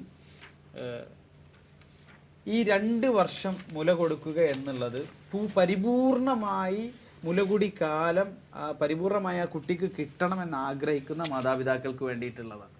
അഥവാ 2 വർഷം എനിക്ക് പൂർണ്ണമായി ആ കുട്ടിക്ക് കൊടുക്കണം, എന്നാൽ കൊടുക്കണം എന്നുള്ളത് നിർബന്ധമല്ല. അത് വിശുദ്ധ ഖുർആനിൽ തന്നെ വളരെ കൃത്യമായി അല്ലാഹു സുബ്ഹാനഹു വ തആല വിശദീകരിക്കുന്നുണ്ട്. അതിൽ അല്ലാഹു സുബ്ഹാനഹു വ തആല വൽ വാലിദാതു യുർദിഅന ഔലാദഹുന്ന ഹൗലൈനി കാമിലൈൻ, പൂർണ്ണമായി 2 വർഷക്കാലം മാതാക്കൾ എന്ത് ചെയ്യട്ടെ, അവരുടെ കുഞ്ഞുങ്ങൾക്ക് മുല കൊടുക്കട്ടെ. ശേഷം പറയുന്നത് ലിമൻ അറാദ അയ്യുതിമ്മർ റദാഅ, ആരാണോ ആ മുലകുടി കാലഘട്ടം പൂർത്തീകരിക്കാൻ ഉദ്ദേശിക്കുന്നത് അവരോട് പറഞ്ഞതാകുന്നു ഇത്. അപ്പോൾ അവിടെ കൃത്യമായി വിശദീകരിക്കുന്നത് ഫൈൻ അറാദ ഫിസാലൻ, ആ കുട്ടിക്ക് മുലകുടി മാറ്റി മറ്റു ഭക്ഷണങ്ങൾ മാത്രം കൊടുക്കുന്ന ഒരു രൂപത്തിലേക്ക്, അഥവാ മുലകുടി നിർത്തുന്നതിലേക്ക് എത്തിക്കണം, മുലകുടി നിർത്തണം എന്ന് ആ മാതാപിതാക്കൾ ഉദ്ദേശിക്കുകയാണെങ്കിൽ അൻ തറാദി മിൻഹുമ, 2 പേരും തൃപ്തിപ്പെട്ടുകൊണ്ടും വ തശാവുരിൻ, 2 പേരും പരസ്പരം കൂടി ആലോചിച്ചുകൊണ്ടും അപ്രകാരം ചെയ്യുകയാണെങ്കിൽ ഫലാ ജുനാഹ അലൈഹിമ, അവർക്കതിൽ യാതൊരു തെറ്റുമില്ല. ഇനി വിശുദ്ധ ഖുർആൻ വീണ്ടും പറയുന്നത് നമുക്ക് കാണാൻ സാധിക്കും, വ ഇൻ തആസർതും, വ ഇൻ തആസർതും, ഇനി നിങ്ങൾക്ക് 2 പേർക്കും ബുദ്ധിമുട്ടാവുകയാണെങ്കിൽ ഫസതുർളിഉ ലഹു ഉഖ്റ, മറ്റൊരു സ്ത്രീ അവർക്ക് മുല കൊടുക്കട്ടെ. അപ്പോൾ ആ കുട്ടിക്ക് ആ സമയത്ത് പിന്നെ മുല കൊടുക്കുന്നതിന് ബുദ്ധിമുട്ടുണ്ടെങ്കിൽ ആ സമയത്ത് മറ്റൊരു സ്ത്രീ ആ കുട്ടിക്ക് എന്ത് ചെയ്യട്ടെ, മുല കൊടുക്കട്ടെ. അപ്പോൾ അതും വിശുദ്ധ ഖുർആൻ നമുക്ക് വിശദീകരിച്ചു. ഇനി അതല്ല, ഇവിടെ മറ്റൊരു സ്ത്രീ എന്നല്ല, അപ്പോൾ മറ്റു മാർഗങ്ങൾ നമുക്കുണ്ടെങ്കിൽ ആ മാർഗങ്ങൾ അവലംബിക്കാം എന്നും അതിൽ നിന്ന് നമുക്ക് മനസ്സിലാക്കാൻ സാധിക്കും. അപ്പോൾ ഇന്ന് കുട്ടികൾക്ക് ലാക്ടോജൻ പോലെയുള്ള സംഗതികൾ കൊടുക്കാവുന്നതാണ്, അതിനുള്ള മുലപ്പാലിൻ്റെ അതേ ഗുണങ്ങൾ കിട്ടുന്ന രൂപത്തിലുള്ള ഭക്ഷണ പദാർത്ഥങ്ങൾ ലഭ്യമാണ്. അപ്പോൾ അവിടെ നമ്മൾ മനസ്സിലാക്കേണ്ടത് അതും ഇതിനുള്ള ഒരു കാരണമല്ല, ഗർഭചിത്രത്തിനുള്ള ഒരു കാരണമല്ല. അതുപോലെ തന്നെ പറയപ്പെട്ടത് വിവാഹം കഴിഞ്ഞ് കുറച്ചൊരു നാൾ എനിക്ക് പിന്നെ ഒരു എന്താ പറയുക, ഒരു രസിക്കാൻ വേണ്ടിയിട്ട് കുറച്ച് എൻജോയ് ചെയ്യണം എന്ന് പറഞ്ഞിട്ട് കുറച്ച് ഇപ്പോൾ പുതിയ യുവാക്കളും യുവതികളൊക്കെ വിവാഹം കഴിക്കുമ്പോൾ അങ്ങനെയുള്ള ഒരു ട്രെൻഡ് പൊതുവെ ഉണ്ട്. അതും യഥാർത്ഥത്തിൽ 2 തത്വങ്ങൾക്ക് എതിരാണ്. ഒന്ന്, അതിനു വേണ്ടി ഗർഭചിത്രം ചെയ്യുക എന്നുള്ളത് വലിയ പാപമാണ്, കൊടും പാപമാണ് എന്നുള്ള നമ്മൾ മനസ്സിലാക്കി. ഒരു കൊലപാതകം നമ്മൾ ചെയ്യാം. അപ്പോൾ നമ്മുടെ രക്തത്തിൽ പിറക്കുന്ന ഒരു കുഞ്ഞിനെ നമ്മൾ അറുകൊല ചെയ്യാണ് ഇതിൻ്റെ പേരിൽ. എനിക്ക് തോന്നുന്നു ഈ കൊലപാതകത്തിന്റെ ഗൗരവം എത്രത്തോളം ഉണ്ട് എന്നത് മനസ്സിലാക്കാത്തത് കൊണ്ടാകാം ഒരു പക്ഷേ ആ ഒരു ചിന്ത വന്നത്. മുസ്ലിം എന്ന നിലക്ക്, വിശ്വാസി എന്ന നിലക്ക് അയാൾ ഗർഭചിത്രം ചെയ്തു കഴിഞ്ഞാൽ ആ ചെയ്തത് കൊണ്ട് മാത്രം അയാളുടെ അവിടെ ഒരു വലിയ പാപം അയാൾ ചെയ്തു. ആ പാപം ചെയ്ത ആളെ സംബന്ധിച്ചിടത്തോളം ആ പാപത്തിൽ നിന്ന് ഖേദിച്ചു മടങ്ങാൻ അയാൾക്ക് പ്രായശ്ചിത്തം അനിവാര്യമാണ്. മാത്രമല്ല നഷ്ടപരിഹാരവും റസൂലുള്ളാഹി സ്വല്ലല്ലാഹു അലൈഹി വസല്ലം പഠിപ്പിച്ചു. എത്ര ദിവസത്തിന് ശേഷം ഗർഭചിത്രം ചെയ്യുന്ന സമയത്ത്, അഥവാ നേരത്തെ റൂഹ് നൽകപ്പെട്ടതിന് ശേഷം അഥവാ 40 ദിവസത്തിന് ശേഷം ഗർഭചിത്രം ചെയ്യുകയാണെങ്കിൽ അവിടെ കഫാറത്തും അനിവാര്യമാണ്. കഫാറത്ത് എന്ന് പറയുന്നത് പ്രായശ്ചിത്തം, അതുപോലെ തന്നെ ദിയ അഥവാ നഷ്ടപരിഹാരവും അനിവാര്യമായി വരുന്നു. റസൂലുള്ളാഹി സ്വല്ലല്ലാഹു അലൈഹി വസല്ലമയുടെ ഹദീസുകളിൽ പരാമർശിക്കപ്പെട്ടിട്ടുണ്ട്. അത് ഏതൊക്കെ രൂപത്തിലുള്ളതാണ്? ഈ വൈദൽ മൗഊദത്തു സുഇലത് ബിഅയ്യി ദംബിൻ ഖുതിലത് എന്നുള്ള ആ സംഭവം അഥവാ അന്ത്യദിനത്തിൽ വെച്ച് ചോദിക്കപ്പെടും, ഇങ്ങനെ അവിടെ വിചാരണ ചെയ്യപ്പെടും എന്നുള്ള വസ്തുത റസൂലുള്ളാഹി സ്വല്ലല്ലാഹു അലൈഹി വസല്ലമക്ക് ഇറങ്ങിയപ്പോൾ ഖൈസ് ഇബ്നു ആസിം റളിയല്ലാഹു അൻഹു, ഒരു സ്വഹാബിയാണ് അദ്ദേഹം റസൂലുള്ളാഹി സ്വല്ലല്ലാഹു അലൈഹി വസല്ലമയുടെ അരികിലേക്ക് വളരെ വിഷമത്തോടു കൂടി വരികയാണ്. കാരണം അദ്ദേഹം വലിയ പ്രമാണിയായിരുന്നു. അപ്പോൾ അദ്ദേഹം പറയുകയാണ്, വഅദ്തു സമാനിയ ബനാത്തിൻ ലി ഫിൽ ജാഹിലിയ, എൻ്റെ 8 പെൺമക്കളെ ഞാൻ ജാഹിലിയ കാലത്ത് കുഴിച്ചു മൂടിയിട്ടുണ്ട്. അപ്പോൾ അദ്ദേഹം റസൂലുള്ളാഹി സ്വല്ലല്ലാഹു അലൈഹി വസല്ലമയുടെ അരികിലേക്ക് വരിക, എനിക്കൊരു ഇതിനുള്ള എന്തെങ്കിലും ഒരു വഴി പറഞ്ഞു തരണം, എനിക്ക് പ്രായശ്ചിത്തം വല്ലതുണ്ടോ എന്ന് ചോദിച്ചുകൊണ്ട് റസൂലുള്ളാഹി സ്വല്ലല്ലാഹു അലൈഹി വസല്ലമയുടെ അരികിലേക്ക് വരിക. അപ്പോൾ വരുമ്പോൾ പ്രവാചകൻ സല്ലല്ലാഹു അലൈഹി വസല്ലം അദ്ദേഹത്തിന് കൊടുക്കുന്ന മറുപടി, അഅ്തിഖ് അൻ കുല്ലി വാഹിദത്തിൻ മിൻഹുന്ന റഖബ, അതിൽ ഓരോ പെൺകുട്ടിക്കും പകരമായി നീ ഒരു അടിമയെ എന്ത് ചെയ്യണം, മോചിപ്പിക്കണം. അതാണ് പ്രായശ്ചിത്തമായി പറഞ്ഞു കൊടുത്തത്. അപ്പൊ ഈ മനുഷ്യൻ പറയാ, ഇന്നി ലസാഹിബു ഇബിലിൻ, റസൂലെ എനിക്ക് ഒരുപാട് ഒട്ടകങ്ങളുണ്ട്, എനിക്ക് ധാരാളം ഒട്ടകങ്ങളുള്ള നല്ല ഒരു പണക്കാരനാണ് ഞാൻ, ഒരു ധനാഢ്യനാണ് ഞാൻ എന്ന് അദ്ദേഹം പറഞ്ഞപ്പോൾ റസൂലുള്ളാഹി സ്വല്ലല്ലാഹു അലൈഹി വസല്ലം പറഞ്ഞു, നീ ഉദ്ദേശിക്കുകയാണെങ്കിൽ ഓരോ കുട്ടിക്കും പകരമായി ഓരോ ഒട്ടകത്തെയും നീ എന്ത് ചെയ്തേക്ക്, ദാനം ചെയ്തേക്ക് എന്ന് റസൂലുള്ളാഹി സ്വല്ലല്ലാഹു അലൈഹി വസല്ലം അദ്ദേഹത്തോട് നിർദ്ദേശിക്കാം. അപ്പോൾ 2 കാര്യങ്ങൾ മനസ്സിലായി. അറിവില്ലാത്ത സമയത്താണ് അദ്ദേഹം ചെയ്തത്, കാരണം ജാഹിലിയ കാലഘട്ടത്തിലാണ് പറയപ്പെട്ടു. അപ്പോൾ ആ സമയത്ത് അദ്ദേഹം ചെയ്തത് അതിന് പോലും കഫാറത്തുണ്ട്. അപ്പോൾ അറിവില്ലാതെയാണ് ഞാൻ ചെയ്തതെങ്കിൽ പോലും കഫാറത്ത് ബാധകമാണ് എന്നിവിടെ മനസ്സിലായി. രണ്ടാമത്തെ ഒരു കാര്യം, ഓരോ പെൺകുട്ടികൾക്കും പകരമായി ഓരോ അടിമയെ മോചിപ്പിക്കണം എന്ന് പറഞ്ഞു. അപ്പോൾ ഒരുപാട് മക്കളെ കൊന്നിട്ടുണ്ടെങ്കിൽ അവർക്ക് എല്ലാവർക്കും കൂടി ഒരു അടിമയെ മോചിപ്പിച്ചാൽ പോരാ. അപ്പോൾ ഓരോ അടിമകളെയും ഓരോ മക്കൾക്കും പ്രായശ്ചിത്തമായി മോചിപ്പിക്കണം എന്ന് റസൂലുള്ളാഹി സ്വല്ലല്ലാഹു അലൈഹി വസല്ലം അവിടെ വ്യക്തമാക്കി. അപ്പോൾ ഇന്നത്തെ കാലത്ത് നമ്മളെ സംബന്ധിച്ചിടത്തോളം അടിമകൾ ലഭ്യമല്ല, പ്രായശ്ചിത്തം. അപ്പോൾ അടിമകൾ ലഭ്യമല്ലാത്തടത്ത് ഷഹറൈനി മുത്തതാബിഐനി, 2 മാസം തുടർച്ചയായി നോമ്പ് നോൽക്കുകയാണ് വേണ്ടത്. സ്ത്രീകൾക്കും ബാധകമാണ്. സ്ത്രീകൾക്കും ബാധകമാണ്.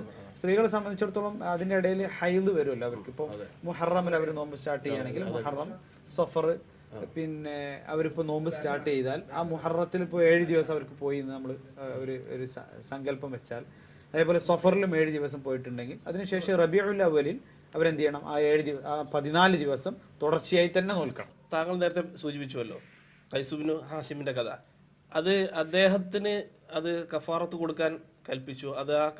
അത് എപ്രകാരമായിരുന്നു എന്ന് വെച്ചാൽ, അടിമകളെ 8 പെൺകുട്ടികൾക്കും ഓരോ അടിമകളെ വെച്ച് മോചിപ്പിക്കാനും അതുപോലെ തന്നെ ഒട്ടകം അതും കൊടുക്കാൻ, 2ഉം കൂടെയാണ് കൽപ്പിച്ചത്. എങ്ങനെയാണതെന്ന് ഒന്ന് വിശദീകരിക്കാം. ഒട്ടകത്തെ നൽകുക എന്ന് പറഞ്ഞത് അദ്ദേഹം അങ്ങോട്ട് റസൂലുള്ളാഹിനോട് പറയാണ്, എനിക്കൊരുപാട് ഒട്ടകങ്ങളുണ്ട്, ഞാൻ അപ്പോൾ ആ ഒട്ടകങ്ങളെ ദാനം ചെയ്യട്ടെ എന്നർത്ഥത്തിൽ ചോദിച്ചപ്പോൾ ഓരോ മക്കൾക്ക് പകരമായി ഓരോ ഒട്ടകത്തെ കൊടുത്തേക്കുക. അത് കാരണം എന്താണെന്ന് വെച്ചാൽ, പിന്നെ റസൂലുള്ളാഹി സ്വല്ലല്ലാഹു അലൈഹി വസല്ലമയുടെ ഹദീസുകളിൽ തന്നെ കാണാം, ഒരു തിന്മ ചെയ്തു കഴിഞ്ഞാൽ അതിനുശേഷം ആ തിന്മയിൽ നിന്ന് പശ്ചാത്തപിച്ച് മടങ്ങുമ്പോൾ ആ തിന്മ മായ്ക്കപ്പെടുവാൻ വേണ്ടി നന്മകൾ അധികരിപ്പിക്കുക എന്ന അർത്ഥത്തിൽ പറഞ്ഞതാണ്. കാരണം റസൂലുള്ളാഹി സ്വല്ലല്ലാഹു അലൈഹി വസല്ലം പറഞ്ഞു, വഅത്ബിഇ സയ്യിഅത്തൽ ഹസനത തംഹുഹ, ഒരു തിന്മ ചെയ്താൽ നീ ഒരു നന്മ ചെയ്യണം, ആ നന്മ ആ തിന്മയെ മായ്ച്ചു കളയും എന്ന അർത്ഥത്തിൽ പറഞ്ഞതാണ് ആ വിഷയത്തിലുള്ളത്. അപ്പോൾ ഇനി നമ്മൾ മനസ്സിലാക്കേണ്ടത്, കഫാറത്തിൽ മാത്രം അവസാനിക്കുന്നില്ല. കുഞ്ഞിനെ നമ്മളൊരു മയ്യത്തായി പരിഗണിക്കുകയും ആ കുഞ്ഞിനെ കൊലപ്പെടുത്തിയതിൽ ഭാഗവാക്കാകാത്ത ആ കുഞ്ഞിൻ്റെ അനന്തരാവകാശികൾ അഥവാ ആ മയ്യത്തിൻ്റെ അനന്തരാവകാശികൾ ആരാണോ അവർക്ക് 26.5 പവൻ അഥവാ 50 സ്വർണ്ണ നാണയം നഷ്ടപരിഹാരമായി ഇവർ നൽകേണ്ടതുണ്ട്. ഈ കൊലപാതകം ചെയ്ത ആളുകൾ, അത് ഡോക്ടറാണെങ്കിൽ ഡോക്ടറെ സംബന്ധിച്ചിടത്തോളം, അതേപോലെ തന്നെ മാതാപിതാക്കളാണെങ്കിൽ, ഇതിൽ ആരൊക്കെ പങ്കുകാരാണോ അവർ ചേർന്നാണ് ഈ നഷ്ടപരിഹാരം നൽകേണ്ടത്. ഈ നഷ്ടപരിഹാരം അവർ വിട്ടുകൊടുക്കുകയാണെങ്കിൽ, അഥവാ ആർക്കാണോ ഈ നഷ്ടപരിഹാരം ലഭിക്കേണ്ടത് അവർ ഈ നഷ്ടപരിഹാരം ഞങ്ങൾക്ക് വേണ്ട എന്ന് പറഞ്ഞുകൊണ്ട് വിട്ടുകൊടുക്കുകയാണെങ്കിൽ അത് ഒഴിവാകുന്നതാണ്. നേരെ മറിച്ച് അല്ലാത്ത നിലക്ക് ആ നഷ്ടപരിഹാരം നൽകേണ്ടതാണ്. അപ്പോൾ ഇവിടെ നമ്മൾ മനസ്സിലാക്കേണ്ട രണ്ട് കാര്യങ്ങളാണ്. ഒന്ന് കഫാറത്തും ഒന്ന് ദിയയും. പ്രായശ്ചിത്തമായി 2 മാസം നോമ്പെടുക്കുകയും അടുപ്പിച്ച് നോമ്പെടുക്കുകയും, ശാരീരികമായി നോമ്പെടുക്കാൻ സാധിക്കാത്തവരാണെങ്കിൽ മാത്രം അവർക്ക് 60 പേർക്ക് ഭക്ഷണം കൊടുക്കാം. അല്ലാത്തവർ 2 മാസം അടുപ്പിച്ച് നോമ്പെടുക്കണം. അതേപോലെ തന്നെ നഷ്ടപരിഹാരമായി 26.5 പവൻ നൽകുകയും വേണം. ഇവിടെ ഈ ഒരു ഗർഭഛിദ്രം എന്ന ഈ വിഷയത്തെ സംബന്ധിച്ച് അതിൻ്റെ ഒന്നാമത്തെ പ്രതിയാവുന്ന യഥാർത്ഥത്തിൽ ഡോക്ടറാണല്ലോ. അപ്പോൾ ഡോക്ടറും ഇതിൽ ഈ പ്രായശ്ചിത്തത്തിൽ അദ്ദേഹത്തിന് മനസ്താപം ഉണ്ടാകുകയാണെങ്കിൽ അത് പ്രായശ്ചിത്തമായി അദ്ദേഹം ഇതിൽ പങ്കാളിയാവണ്ടേ പ്രായശ്ചിത്തത്തിൽ? അഥവാ ഇതിലിപ്പോൾ ഡോക്ടറാണ് ഈ കർമ്മം ചെയ്യുന്നത്, നീക്കം ചെയ്യുന്നത്. അപ്പോൾ നമ്മൾ ഈ സംഗതി നേരിട്ട് ചെയ്യുന്ന ആളെന്ന നിലയ്ക്ക് ഈ ഡോക്ടറെയാണ് ഒന്നാം പ്രതി എന്ന് നമ്മൾ പറയാം. ബാക്കിയുള്ളവർ അതിന് കൂടിയാലോചന നടത്തിയ കൂട്ടുപ്രതികളാണ്. അപ്പോൾ സ്വാഭാവികമായും ഡോക്ടറും പ്രായശ്ചിത്തം ചെയ്യേണ്ടതുണ്ട്. ഈ പ്രായശ്ചിത്തം എന്ന് പറയുന്നത്, അഥവാ 2 മാസം നോമ്പെടുക്കുക എന്നുള്ളത്, അത് ഓരോ ആളുകളും ചെയ്യേണ്ട കാര്യമാണ്. അഥവാ ഇതിൽ പങ്കാളികളായ ഓരോ ആളുകളും 2 മാസം അടുപ്പിച്ച് നോമ്പെടുക്കണം, ഓരോ ആളുകളും. അപ്പോൾ കഫാറത്തുകൾ, പ്രായശ്ചിത്തങ്ങൾ നമ്മൾ എന്ത് ചെയ്യൂല, ഷെയർ ചെയ്യൂല. എന്നാൽ നേരെ മറിച്ച് നഷ്ടപരിഹാരമാണ് പരസ്പരം ഷെയർ ചെയ്തുകൊണ്ട് കൊടുക്കുന്നത്. എന്നാൽ ഈ പ്രായശ്ചിത്തം ഒരിക്കലും ഷെയർ ചെയ്യുന്നില്ല. കാരണം അൽ കഫാറത്തു ലാ തതജസ്സ. ഇപ്പോൾ നിങ്ങൾ സൂചിപ്പിച്ച പോലെ ഇത് ഇത്രത്തോളം ഗൗരവമുള്ളൊരു കാര്യമാണെങ്കിൽ നമ്മളെ സംബന്ധിച്ചിടത്തോളം ഒരു ഡോക്ടർ ഒരിക്കലും അതിനെ പ്രോത്സാഹിപ്പിക്കുന്നില്ല, നേരത്തെ പറഞ്ഞ റീസൺസും. ഇപ്പോൾ മറ്റ് സാധാരണക്കാരെ പൊതുവെയുള്ള റീസൺ ആണ്. പക്ഷെ മറ്റു ചില സന്ദർഭങ്ങളിലൊക്കെ അനിവാര്യത ഉണ്ട് എന്ന് എനിക്ക് തോന്നുന്നു. കാരണം ഫോർ എക്സാമ്പിൾ മെറ്റേണൽ ഹെൽത്ത്, അല്ലെങ്കിൽ ഇപ്പോൾ കോമൺ ആയിട്ട് മറ്റു കാണുന്ന ഒന്ന് ജനറ്റിക് ഡിസോർഡർ പോലുള്ള, ഇപ്പോൾ ജന്മലായുള്ള മറ്റുള്ള പ്രശ്നങ്ങൾ, ജനറ്റിക് ഡിസോർഡർ അല്ലെങ്കിൽ കൺജനൈറ്റൽ ആയിട്ടുള്ള പ്രശ്നങ്ങൾ നേരത്തെ കണ്ടുപിടിക്കാൻ പറ്റുന്ന സാഹചര്യത്തിൽ അത്തരത്തിലുള്ള കുട്ടികളെ നീക്കം ചെയ്യാൻ ഡോക്ടർമാർ കൗൺസിൽ ചെയ്യാറുണ്ട്. കാരണം അത് ഫ്യൂച്ചറിൽ വൈദ്യശാസ്ത്രത്തിൽ അങ്ങനെയുള്ള കുട്ടികൾ ആണ് ഗർഭത്തിലിരിക്കുന്നത് എന്ന് ഡോക്ടർക്ക് ബോധ്യപ്പെട്ടാൽ പാരന്റ്സിനെ അവർ അതിനെക്കുറിച്ച് ബോധവാന്മാരാക്കാറുണ്ട്. അതാണ് കൗൺസിലിംഗ്. അല്ല, നീക്കം കാരണം വെച്ചാൽ ഒരു ആരോഗ്യമില്ലാത്ത ഒരു നെക്സ്റ്റ് ജനറേഷൻ ഉണ്ടാവാൻ, പിന്നെ അത് മാത്രമല്ല ഈ പാരൻസിന് അത് വലിയൊരു ബേർഡൻ ആവും എന്നുള്ളത് അതിൻ്റെ വേറൊരു പ്രശ്നമാണ്. അതുകൊണ്ട് അത്തരത്തിലുള്ള പിന്നെ നേരത്തെ ഏർലി ജസ്റ്റേഷനിൽ തന്നെ ടെർമിനേറ്റ് ചെയ്യാൻ വേണ്ടിയിട്ട് കൗൺസിലിംഗ് ചെയ്യാറുണ്ട്. അപ്പോൾ അതിന് നമ്മൾ ഡോക്ടേഴ്സ് ഉത്തരവാദികളാവും ഈ പറഞ്ഞ ഇസ്ലാമിക പോയിന്റ് ഓഫ് വ്യൂല്. അതിൽ കുറച്ച് വിശദീകരിച്ച് തന്നെ പറയേണ്ടതാണ്. 2 രൂപത്തിലുള്ള കാര്യങ്ങൾ. ഒന്ന്, കുട്ടിയുമായി ബന്ധപ്പെട്ട് നിൽക്കുന്ന പ്രശ്നങ്ങൾ ഉണ്ടാകും. അഥവാ ആ കുട്ടിയുടെ വളർച്ചക്കുറവ്, കുട്ടിയുടെ അംഗവൈകല്യം, കുട്ടിയുടെ രോഗം തുടങ്ങിയിട്ടുള്ള കാര്യങ്ങൾ. ഇത്തരം കാര്യങ്ങളിലൊന്നും നമുക്ക് ഈ പറഞ്ഞ ടെർമിനേഷൻ ചെയ്യാനുള്ള അനുവാദമില്ല. കാരണം ഈ കുട്ടിക്ക് സ്വാഭാവികമായും ഡോക്ടർ കണ്ടെത്തുകയാണ് കുറച്ച് സമയം കഴിഞ്ഞാൽ ഏതായാലും മരിക്കും കുട്ടി എന്നുണ്ടെങ്കിൽ. പക്ഷെ അതിനു മുമ്പ് ഒരിക്കലും ആ കുട്ടി മരിക്കുവാനുള്ള കുട്ടിയാണെങ്കിൽ പോലും അള്ളാഹു നിശ്ചയിച്ച സമയത്ത് ആ കുട്ടിയെ മരിക്കാൻ വിടുക എന്നല്ലാതെ അത് മരിക്കാൻ പോകുന്ന കുട്ടിയാണ് എന്ന് മുൻകൂട്ടി കണ്ട് കൊല ചെയ്യുവാനുള്ള അധികാരം ആർക്കില്ല? ഡോക്ടർമാർക്ക് ഇല്ല എന്ന് നമ്മൾ മനസ്സിലാക്കേണ്ടതുണ്ട്. അതേപോലെ തന്നെ ഈ കുട്ടികൾക്ക് അംഗവൈകല്യം ഉള്ളത് കൊണ്ട് പലപ്പോഴും ചെയ്യാറുണ്ട്. ഇപ്പോൾ മെഡിക്കൽ ടെർമിനേഷൻ്റെ ലോയുടെ ഉള്ളിൽ തന്നെ വരുന്നൊരു സംഗതിയാണല്ലോ. അപ്പോൾ അംഗവൈകല്യം ഉള്ളത് കൊണ്ട് ഒരു കുട്ടിക്ക് ജീവിക്കാൻ അധികാരമില്ല എന്ന അർത്ഥമില്ല. കാരണം ആ കുട്ടിക്ക് അവകാശമുണ്ട്. ആ കുട്ടിക്കും അംഗവൈകല്യമുള്ള കുട്ടികൾക്കും ഈ ലോകത്ത് ജീവിക്കുവാനുള്ള അവകാശമുണ്ട്. ആ അവകാശം നമ്മൾ സംരക്ഷിക്കേണ്ടതുണ്ട്. ഈ 40 ഡേയ്സിന് ശേഷം ആത്മാവുള്ള ഒരു കുട്ടിയാണിത്.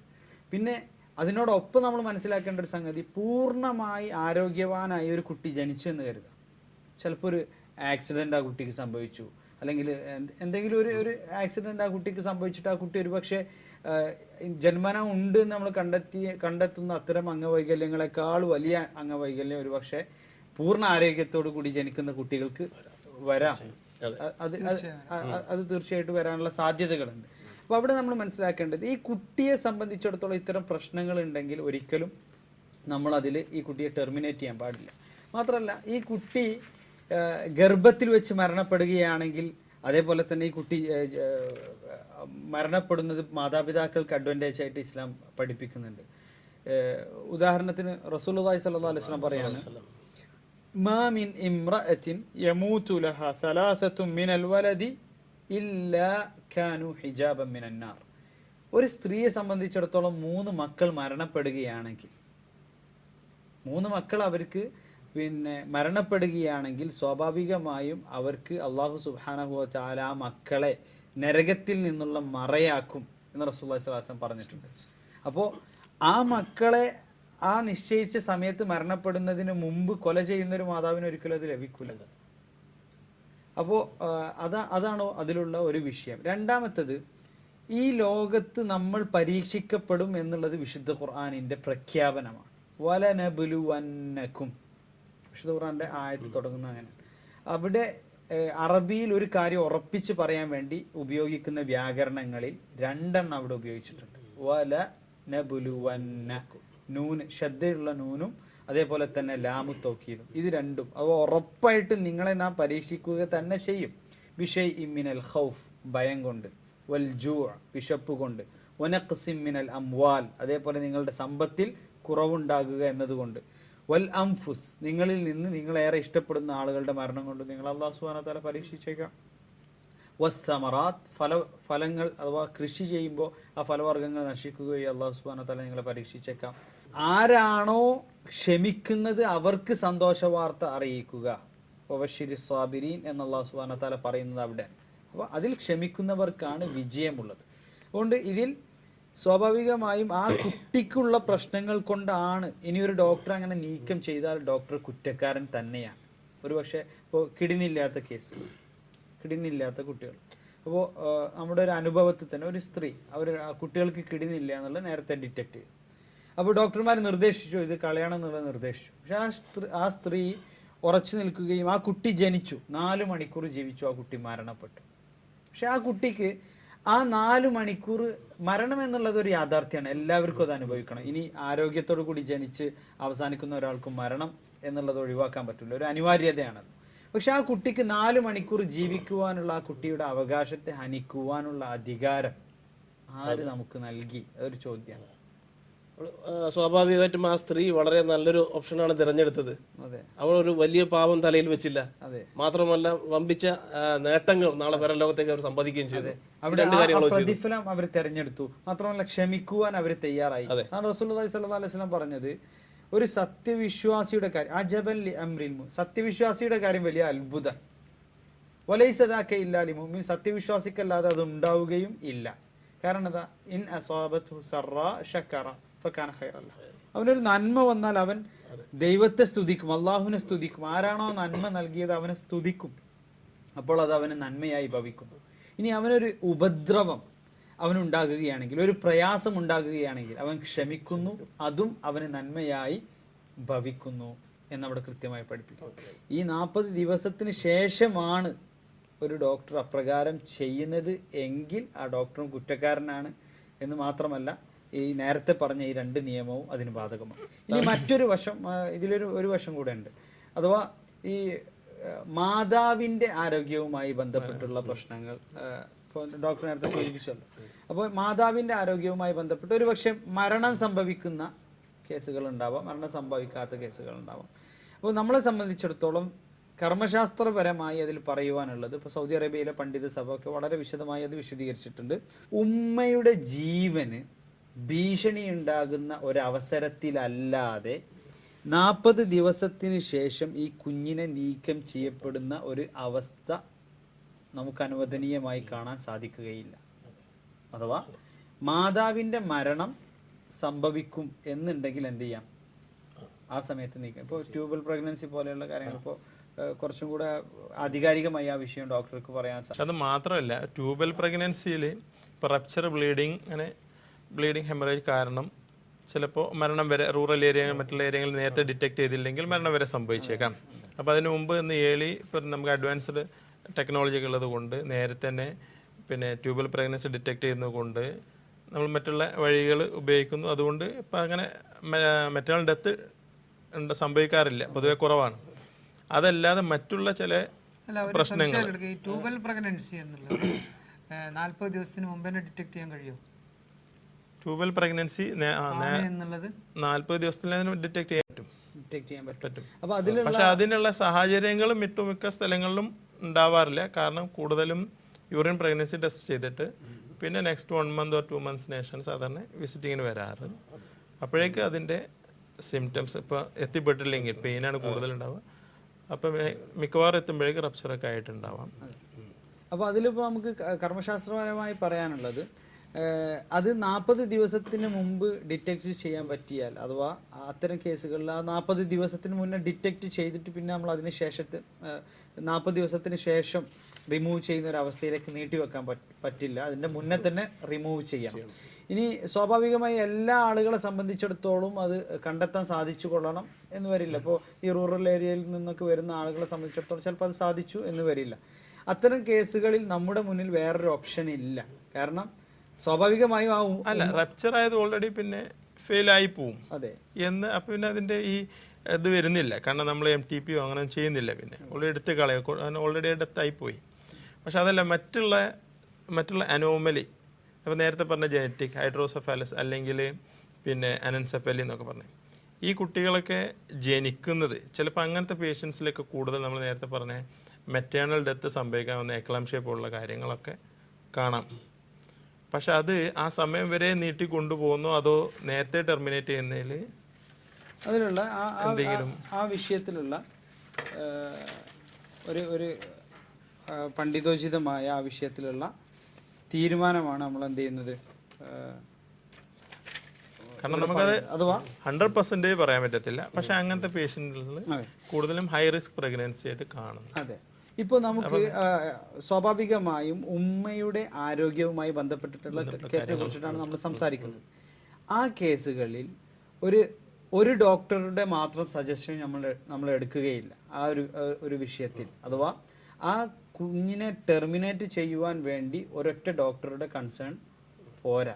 നേരെ മറിച്ച് ഇപ്പോൾ അതിലുള്ള ഇപ്പോൾ 40 ദിവസത്തിന് ശേഷം ഉള്ള കാര്യത്തെക്കുറിച്ച് ഇപ്പോൾ സൗദി അറേബ്യയിലെ പണ്ഡിത സഭ അതിനെക്കുറിച്ചിട്ട് ഇറക്കിയിട്ടുള്ള അവരുടെ വിശദീകരണത്തിൽ അവർ പറയാം, ഫല യജൂസു ഇസ്ഖാതുഹു ബഅദ ബുലൂഗിഹി ഹാദിഹിൽ മർഹല. അഥവാ 40 ദിവസം എത്തിക്കഴിഞ്ഞതിന് ശേഷം ഈ ഭ്രൂണത്തെ നീക്കം ചെയ്യാൻ പാടില്ല. എപ്പോഴല്ലാതെ ഹത്താ തുഖർറിറ ലിജ്നത്തുൻ തിബ്ബിയ്യത്തുൻ മൗസൂഖ, വളരെ വിശ്വസനീയമായ ഡോക്ടേഴ്സിൻ്റെ ഒരു പാനൽ, അഥവാ കുറച്ച് ഡോക്ടേഴ്സ് കൂടിയെടുത്ത തീരുമാനമായിരിക്കണം.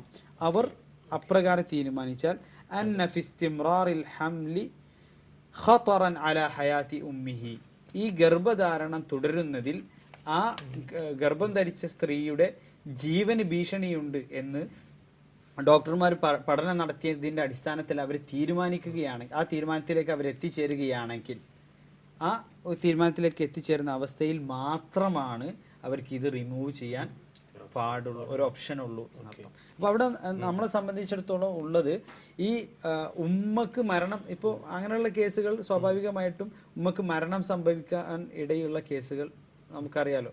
അപ്പോൾ അത്തരം കേസുകൾ ഒരു ഡോക്ടർമാർ കൂടി ഈ സ്ത്രീയുടെ അവസ്ഥ അതാണ് എന്ന് എത്തിപ്പെട്ടാൽ അവർക്ക് എന്ത് ചെയ്യാം, ആ ഒരു അവസരത്തിൽ മാത്രമേ, അഥവാ ജീവന് ഭീഷണിയാകുന്ന അവസ്ഥയിൽ മാത്രമേ ഇത് ചെയ്യാൻ പാടുള്ളതായി വരുന്നുള്ളൂ. അത് തന്നെ, കാരണം കർമ്മശാസ്ത്രത്തിൽ ഒരു നിയമമുണ്ട്, ഇദാ തആറദത്തിൽ മഫ്സദതാൻ റൂഇയ അഅ്ദമുഹുമാ ദററൻ ബിർതികാബി അഖഫിഹിമ, അഥവാ 2 ഉപദ്രവങ്ങൾ സംഭവിക്കും എന്നുള്ളത് ഉറപ്പാണ്.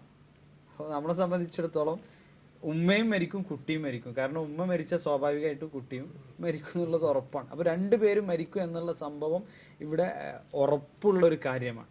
അപ്പോൾ അതിൽ നിന്ന് ഈ രണ്ട് ഉപദ്രവം ഒഴിവാക്കി ഒരു ചെറിയ ഉപദ്രവം കൊണ്ട് വലിയ ഉപദ്രവത്തെ തടുക്കാം. അതായത് 2 പേരും മരിക്കുന്നിടത്ത് നിന്ന് സ്വാഭാവികമായും ആ കുട്ടി ജീവിച്ചിരിക്കൂല ഈ ഉമ്മ മരിക്കുകയാണെങ്കിൽ എന്നുള്ളത് കൊണ്ട് ആ കുട്ടിയെ നീക്കം ചെയ്യുന്നതിലൂടെ ഉമ്മയുടെ ജീവൻ നിലനിർത്താൻ സാധിക്കുന്നു എന്നുള്ളത് കൊണ്ട് മാത്രം അത് അവിടെ അനുവദനീയമായി വരുന്നു.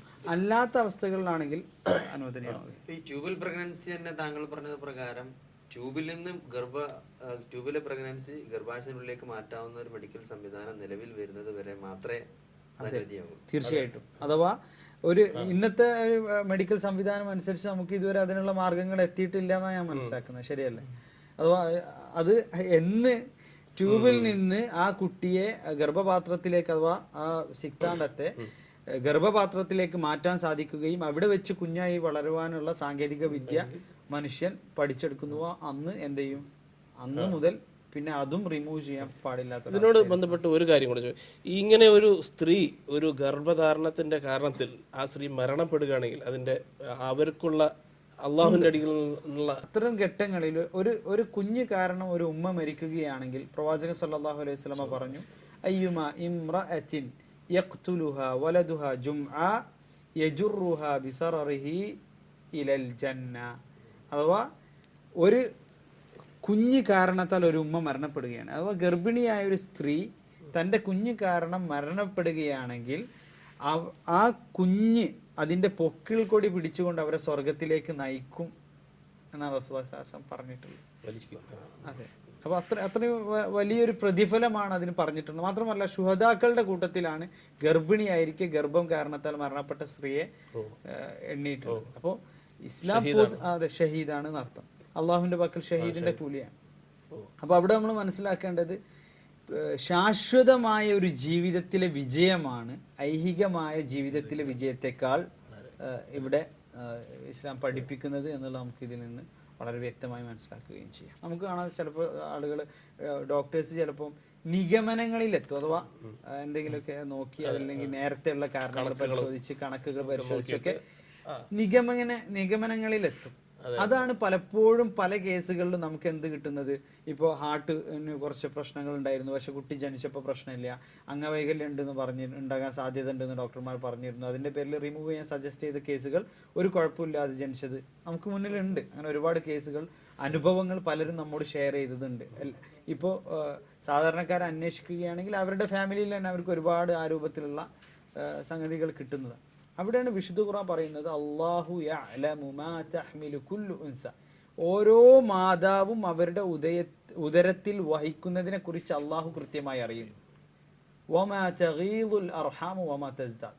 ഗർഭപാത്രത്തിൽ നിന്ന് കുറവ് വരുന്നതും അതിൽ പൂർണ്ണത എത്തുന്നതും അവ ഇപ്പോൾ ചിലത് നേരത്തെ ജനിക്കും, ചിലത് നേരം വൈകിയായിരിക്കും ജനിക്കുക.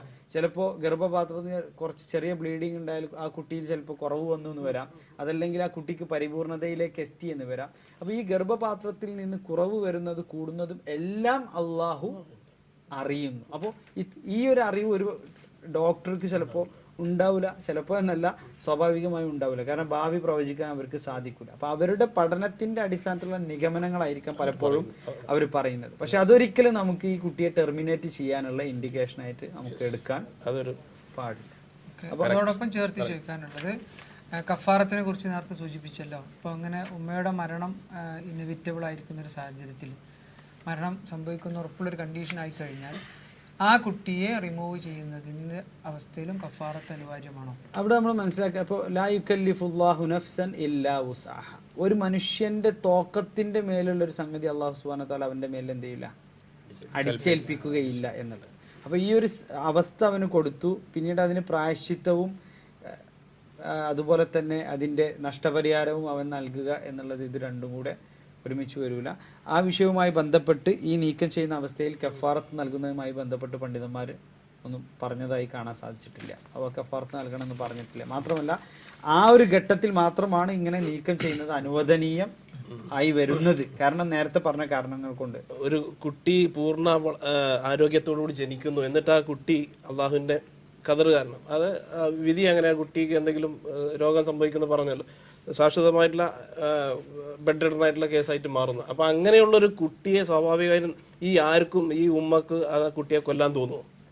ഇല്ല, സ്വാഭാവികമായിട്ട് തോന്നില്ല. അതെ, അത് വളരെ ഒരു അതെ അത് ശരിയാണ്. പലപ്പോഴും ഈ മാതാപിതാക്കൾ ഗർഭത്തിലുള്ള അവസ്ഥയിൽ കൊല്ലാൻ തയ്യാറാകുന്നതെന്ന് പറഞ്ഞാൽ കുട്ടീനെ അവർ കാണുന്നില്ല. അതാണ്. അപ്പോൾ കുട്ടിനോടുള്ള സ്നേഹവും വന്നിട്ടില്ല. ഇപ്പം ഞാൻ ഉദ്ദേശിച്ച മെഡിക്കൽ കോഴ്സുകൾ സംബന്ധമായിട്ടുള്ള കാര്യങ്ങളിൽ പിന്നെ ടെർമിനേഷൻ അനുവദിച്ചുകൂടെ? അതെ, ഇപ്പൊ മറ്റേ നമ്മളിപ്പോ ദാരിദ്ര്യം നേരത്തെ പറഞ്ഞ കാര്യങ്ങളാണ്. ഇപ്പോൾ ആ ഒരു ഉള്ള ആ ഇന്റിമേസി ഒന്നും ഫീൽ ചെയ്യാത്തത്, ആദ്യം പറഞ്ഞ ജനറൽ ആയിട്ട് വരുന്ന ചില കോഴ്സുകൾ സാധാരണ കാണുന്നേ. മറ്റ് മെഡിക്കലായിട്ടുള്ള കോഴ്സുകളിൽ എന്തായാലും പിന്നെ ഔട്ട്കം ഓൾറെഡി ഇപ്പോൾ നേരത്തെ പിന്നെ ഡോക്ടേഴ്സൊക്കെ നേരത്തെ ഡയഗ്നോസ് ഉള്ള കാര്യം ഇതിൻ്റെ ഔട്ട്കം മോശമായിരിക്കും എന്നുള്ളത്. അപ്പോൾ അത് അത്രത്തോളം അങ്ങോട്ട് നീട്ടിക്കൊണ്ടുപോകുന്ന ആവശ്യമുണ്ടോ? കാരണം ഒന്ന് ഒരു പേഷ്യൻറ്റിനിപ്പോൾ ഇതൊന്നും മദർ അറിഞ്ഞുകൊണ്ട് അല്ലെങ്കിൽ വേണം എന്നിട്ട് ചെയ്യുന്ന ടെർമിനേഷൻ അല്ല. ഇതവരെ ഫ്യൂച്ചറിൽ കാര്യം അവരത് കുറച്ചും കൂടെ ബോധേഡായിട്ട് ചെയ്യുന്ന കാര്യങ്ങളാണ്. അപ്പം അങ്ങനെയാണ് അവർ കൺസെൻറ്റ് തരുന്നത്. അല്ലാതെ ഇത് കൂടുതലും ഡോക്ടേഴ്സ് അവരെ കൗൺസിൽ ചെയ്തിട്ട് ടെർമിനേറ്റ് ചെയ്യണം എന്നല്ല. ഡിസിഷൻ എടുക്കുന്ന എപ്പോഴും പാരൻസ് തന്നെയാണ്. പക്ഷെ അതിൽ പോലും ഇപ്പം നമ്മൾ ഈ മെഡിക്കൽ ടെർമിനേഷൻ്റെ വിഷയത്തിൽ തന്നെയാണ് നമ്മൾ സംസാരിക്കുന്നത്. അതിൽ തന്നെ ഞാൻ പറഞ്ഞല്ലോ, ഇപ്പോൾ ആ കുട്ടി ഭാവിയിൽ ആ കുട്ടി മരിക്കും എന്ന് ഡോക്ടേഴ്സ് വിലയിരുത്തിയിട്ട് നേരത്തെ അവർ ടെർമിനേറ്റ് ചെയ്യാൻ വേണ്ടി ആവശ്യപ്പെടാറുണ്ട്, അല്ലെങ്കിൽ കൗൺസിൽ ചെയ്യാറുണ്ട്. അപ്പോൾ അത് ഇപ്പോൾ ഒരാൾ മരിക്കാൻ കിടക്കുന്ന ഒരാളെ കൊല്ലുവാനുള്ള അധികാരം നമുക്കില്ല, അതൊരിക്കലും ഇല്ല. മാത്രമല്ല ഒരു മനുഷ്യൻ്റെ നേരെ ആയുധം ചൂണ്ടുക എന്നുള്ളത് പോലും ശാപത്തിന് അർഹമാകുന്ന കാര്യമാണ്. റസൂലുള്ളാഹി സ്വല്ലല്ലാഹു അലൈഹി വസല്ലം പറയാം, മൻ അശാറ ഇല അഖീഹി ബി ഹദീദത്തിൻ, തൻ്റെ സഹോദരനിലേക്ക് ഒരു മൂർച്ചയുള്ള ആയുധം കൊണ്ട് ഒരാൾ ചൂണ്ടിയാൽ പോലും ഫഇന്നൽ മലായികത തൽഅനു, അഥവാ മലക്കുകൾ അവനെ ശപിച്ചുകൊണ്ടിരിക്കുന്നുണ്ട്. അപ്പോൾ മലായികത്ത് അവനെ ശപിച്ചുകൊണ്ടിരിക്കും, ശാപം കിട്ടുന്ന കാര്യമാണ്. അപ്പം നമ്മളെ സംബന്ധിച്ചിടത്തോളം ഇപ്പോൾ ഡോക്ടേഴ്സ് ആണെങ്കിലും എല്ലാവരാണെങ്കിലും അള്ളാഹുവിൻ്റെ മുന്നിൽ ആത്യന്തികമായി നിൽക്കുകയും വിചാരണ ചെയ്യപ്പെടുകയും ചെയ്യുന്ന ആളുകളാണ് എല്ലാവരും. അപ്പോൾ സ്വാഭാവികമായും അള്ളാഹു ആത്മാവ് നൽകിയ ഒരാൾക്ക് ആ ആത്മാവ് തിരിച്ചെടുക്കുവാനുള്ള അധികാരം അള്ളാഹുവിനുള്ളൂ. അപ്പോൾ സ്വാഭാവികമായി ഇപ്പം ഇന്നത്തെ കാലത്ത് സാങ്കേതിക വിദ്യ അനുസരിച്ച് നമ്മൾ ആ കുട്ടിയുടെ കാര്യങ്ങൾ കണ്ടെത്തുന്നു. ഭാവിയിൽ ചിലപ്പോൾ ആ കുട്ടിക്കൊരു 20 വയസ്സ് കഴിഞ്ഞിട്ട് ഇന്ന പ്രശ്നങ്ങൾ വരും എന്നൊക്കെ കണ്ടെത്തിയിട്ടായിരിക്കും ചിലപ്പോൾ ഇനി ടെർമിനേഷൻ അനുവദിക്കപ്പെടുന്ന രീതിയിലുള്ള രൂപത്തിലുള്ള കാര്യങ്ങൾ വന്നുകൂടായികയില്ല നമുക്കത്. കാരണം ഒരു സങ്കല്പത്തിന് അപ്പുറത്തുള്ളൊരു സംഗതിയല്ല. ഇപ്പം തന്നെ ഒരു പക്ഷേ ആ ഒരു നിലക്കൊക്കെ ശാസ്ത്രം ചിന്തിച്ചു തുടങ്ങിയിട്ടുണ്ടാവാം. അപ്പോൾ അവിടെ നമ്മൾ മനസ്സിലാക്കേണ്ടത്, ഒരിക്കലും ഒരു മനുഷ്യന് മരണം അത് അള്ളാഹു എപ്പോൾ നിശ്ചയിക്കുന്നുവോ ആ സമയത്ത് മരിക്കാൻ അതിന് അധികാരമുള്ളൂ. അപ്പോൾ നമുക്ക് ആ മനുഷ്യനെ കൊല ചെയ്യാനുള്ള അധികാരം അള്ളാഹു നൽകിയിട്ടില്ല. അത് ആ കൊലപാതകത്തിൽ പെടുന്നു. ഇനി ഒരു സ്ത്രീയെ സംബന്ധിച്ചിടത്തോളം, ആ കുടുംബത്തെ സംബന്ധിച്ചിടത്തോളം അവർക്ക് ആ ഒരു പ്രയാസം ഉണ്ടായി. ആ പ്രയാസത്തിൽ അവർ മനസ്സിലാക്കേണ്ടത്, എനിക്ക് നൽകപ്പെടുന്ന ഏതൊരു ബുദ്ധിമുട്ട് അതിനെനിക്ക് പ്രതിഫലമുണ്ട്. മാത്രമല്ല ഈ ലോകം പരീക്ഷണത്തിൻ്റെ ലോകമാണ്. ഇപ്പോൾ ഈ അംഗവൈകല്യമുള്ള കുട്ടി അല്ലെങ്കിൽ ഹൃദയരോഗമുള്ള കുട്ടി, ആ കുട്ടി ജനിക്കുന്നതിനെ പേരൻസ് എന്തുകൊണ്ട് ഭയക്കുന്നു എന്നുള്ളത് ഒരു വലിയ കേസ് ദാരിദ്ര്യം തന്നെയാണ്. അവിടെയാണ് വിശുദ്ധ ഖുർആൻ പറഞ്ഞത്, വലാ തഖ്തുലു ഔലാദകും ഖശിയത ഇംലാഖ്, ദാരിദ്ര്യത്തെ ഭയപ്പെട്ടുകൊണ്ട് നിങ്ങൾ നിങ്ങളുടെ മക്കളെ കൊല്ലരുത്. നിങ്ങൾക്ക് നാം ആകുന്നു ഭക്ഷണം നൽകുന്നത്, ഉപജീവനം നൽകുന്നത്, അവർക്കും നാം ഭക്ഷണം നൽകുന്നതാണ്, അവർക്കുള്ള ഉപജീവനം ഞാൻ നൽകും. അവരെ കൊല്ലുക എന്നുള്ളത് ഏറ്റവും വലിയൊരു പാതകമാകും. ഇന്ന ഖത്ലഹും കാന ഖിത്അൻ കബീറ എന്ന് വിശുദ്ധ ഖുർആൻ അവിടെ വിശദീകരിക്കാൻ, വലിയ പാതകമാണെന്നാണ് പറഞ്ഞത്. അപ്പോൾ അത്രയും വലിയ പാപമാണെന്ന് മാത്രമല്ല, ഈ ചെയ്യുന്ന ഡോക്ടറും ഈ പാരൻസും ഇവരൊക്കെ അതിന് ഉത്തരവാദികളാണ്. മറിച്ച് അംഗവൈകല്യമുള്ള കുട്ടിയാണെങ്കിൽ പോലും ആ കുട്ടിക്ക് അവകാശങ്ങളുണ്ട്, ആ ജീവിക്കാനുള്ള അവകാശം ആ കുട്ടിക്കുണ്ട്. ചുരുക്കത്തിൽ മെറ്റേണൽ ഹെൽത്തിന് കൃത്യമായ ഒരു അപകടമുള്ള സാഹചര്യത്തിൽ മാത്രമാണ് അഥവാ അവരുടെ ഭൂതപ്പെട്ട കുട്ടിയുടെ ജീവൻ നശിപ്പിക്കാൻ അനുവാദം നൽകപ്പെട്ടു. മെറ്റേണൽ ഡെത്ത് വരാൻ സാധ്യതയുള്ള കേസിൽ ചെയ്യുമ്പോൾ കഫാറത്തും ദിയയും ഇല്ല. അല്ലെങ്കിൽ ഏത് കേസിലാണെങ്കിലും കഫാറത്തും ദിയയും ബാധകമാണെന്ന് മാത്രമല്ല, വിശുദ്ധ ഖുർആനിലെ ആയത്ത്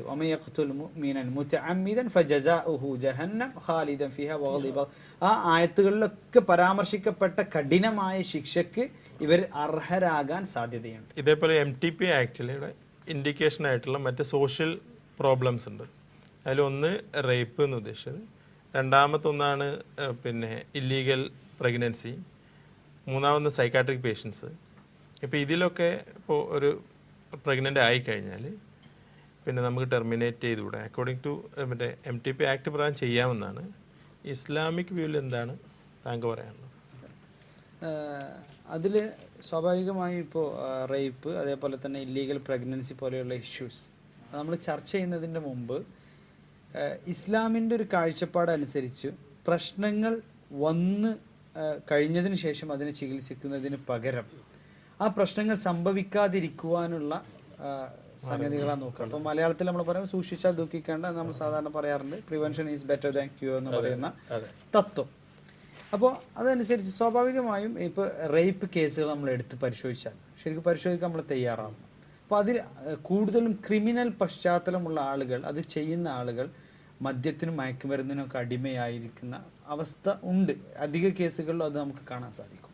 അത് പൈശാചികമാണ്, അത് റിജ്സുമിൻ അമലി ശൈത്താൻ, പൈശാചികമാണ് മദ്യം, മയക്കുമരുന്ന് തുടങ്ങിയുള്ള കാര്യങ്ങൾ എന്നുള്ള വിശുദ്ധ ഖുർആൻ വളരെ വ്യക്തമായി പഠിപ്പിക്കുന്നുണ്ട്. പിന്നെ അതുപോലെ തന്നെ സ്ത്രീകളും ഈ വിഷയത്തിൽ കുറച്ചുകൂടെ മനസ്സിലാക്കേണ്ടതുണ്ട്. സ്ത്രീകളുടെ വസ്ത്രധാരണ രീതി, അതേപോലെ തന്നെ പുരുഷന്മാരെ ഇത്തരത്തിലുള്ള ക്രൈം അവർ ചെയ്യാൻ വേണ്ടിയിട്ട് അവരെ പ്രേരിപ്പിക്കുന്ന തരത്തിലുള്ള വസ്ത്രധാരണങ്ങളും മറ്റു സ്ത്രീകളുടെ ഭാഗത്ത് നിന്ന് ഉണ്ടാകുന്നതിന് ഇസ്ലാം എതിർത്തിട്ടുണ്ട്. സ്ത്രീ ഒറ്റയ്ക്ക് യാത്ര ചെയ്യുന്നതിന് ഇസ്ലാം എതിർത്തിട്ടുണ്ട്. ആ സ്ത്രീ യാത്ര ചെയ്യൽ അനിവാര്യമായി വരുമ്പോൾ അവർക്ക് കൂട്ടിന് പോകേണ്ടത് അവരുടെ വിവാഹബന്ധം നിഷിദ്ധമായ ബന്ധം, അഥവാ സഹോദരൻ അല്ലെങ്കിൽ ബാപ്പ, അങ്ങനെയുള്ള വിവാഹബന്ധം നിഷിദ്ധമായ ആ ആളുകൾ, മഹ്റം എന്ന് നമ്മൾ പിന്നെ സാങ്കേതികമായ കർമ്മശാസ്ത്രത്തിൽ പറയും, മഹ്റം എന്ന് പറയും.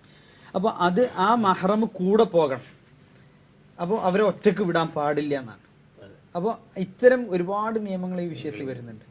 അതേപോലെ തന്നെ പരസ്പരം കൂടിക്കലരുക, അന്യപുരുഷന്മാരും അന്യ സ്ത്രീകൾ പരസ്പരം കൂടിക്കലരുക, അങ്ങനെയുള്ള ആഘോഷങ്ങൾ, അങ്ങനെയുള്ള കാര്യങ്ങൾ, ഇതെല്ലാം ഇസ്ലാം എതിർക്കുന്നതാണ്.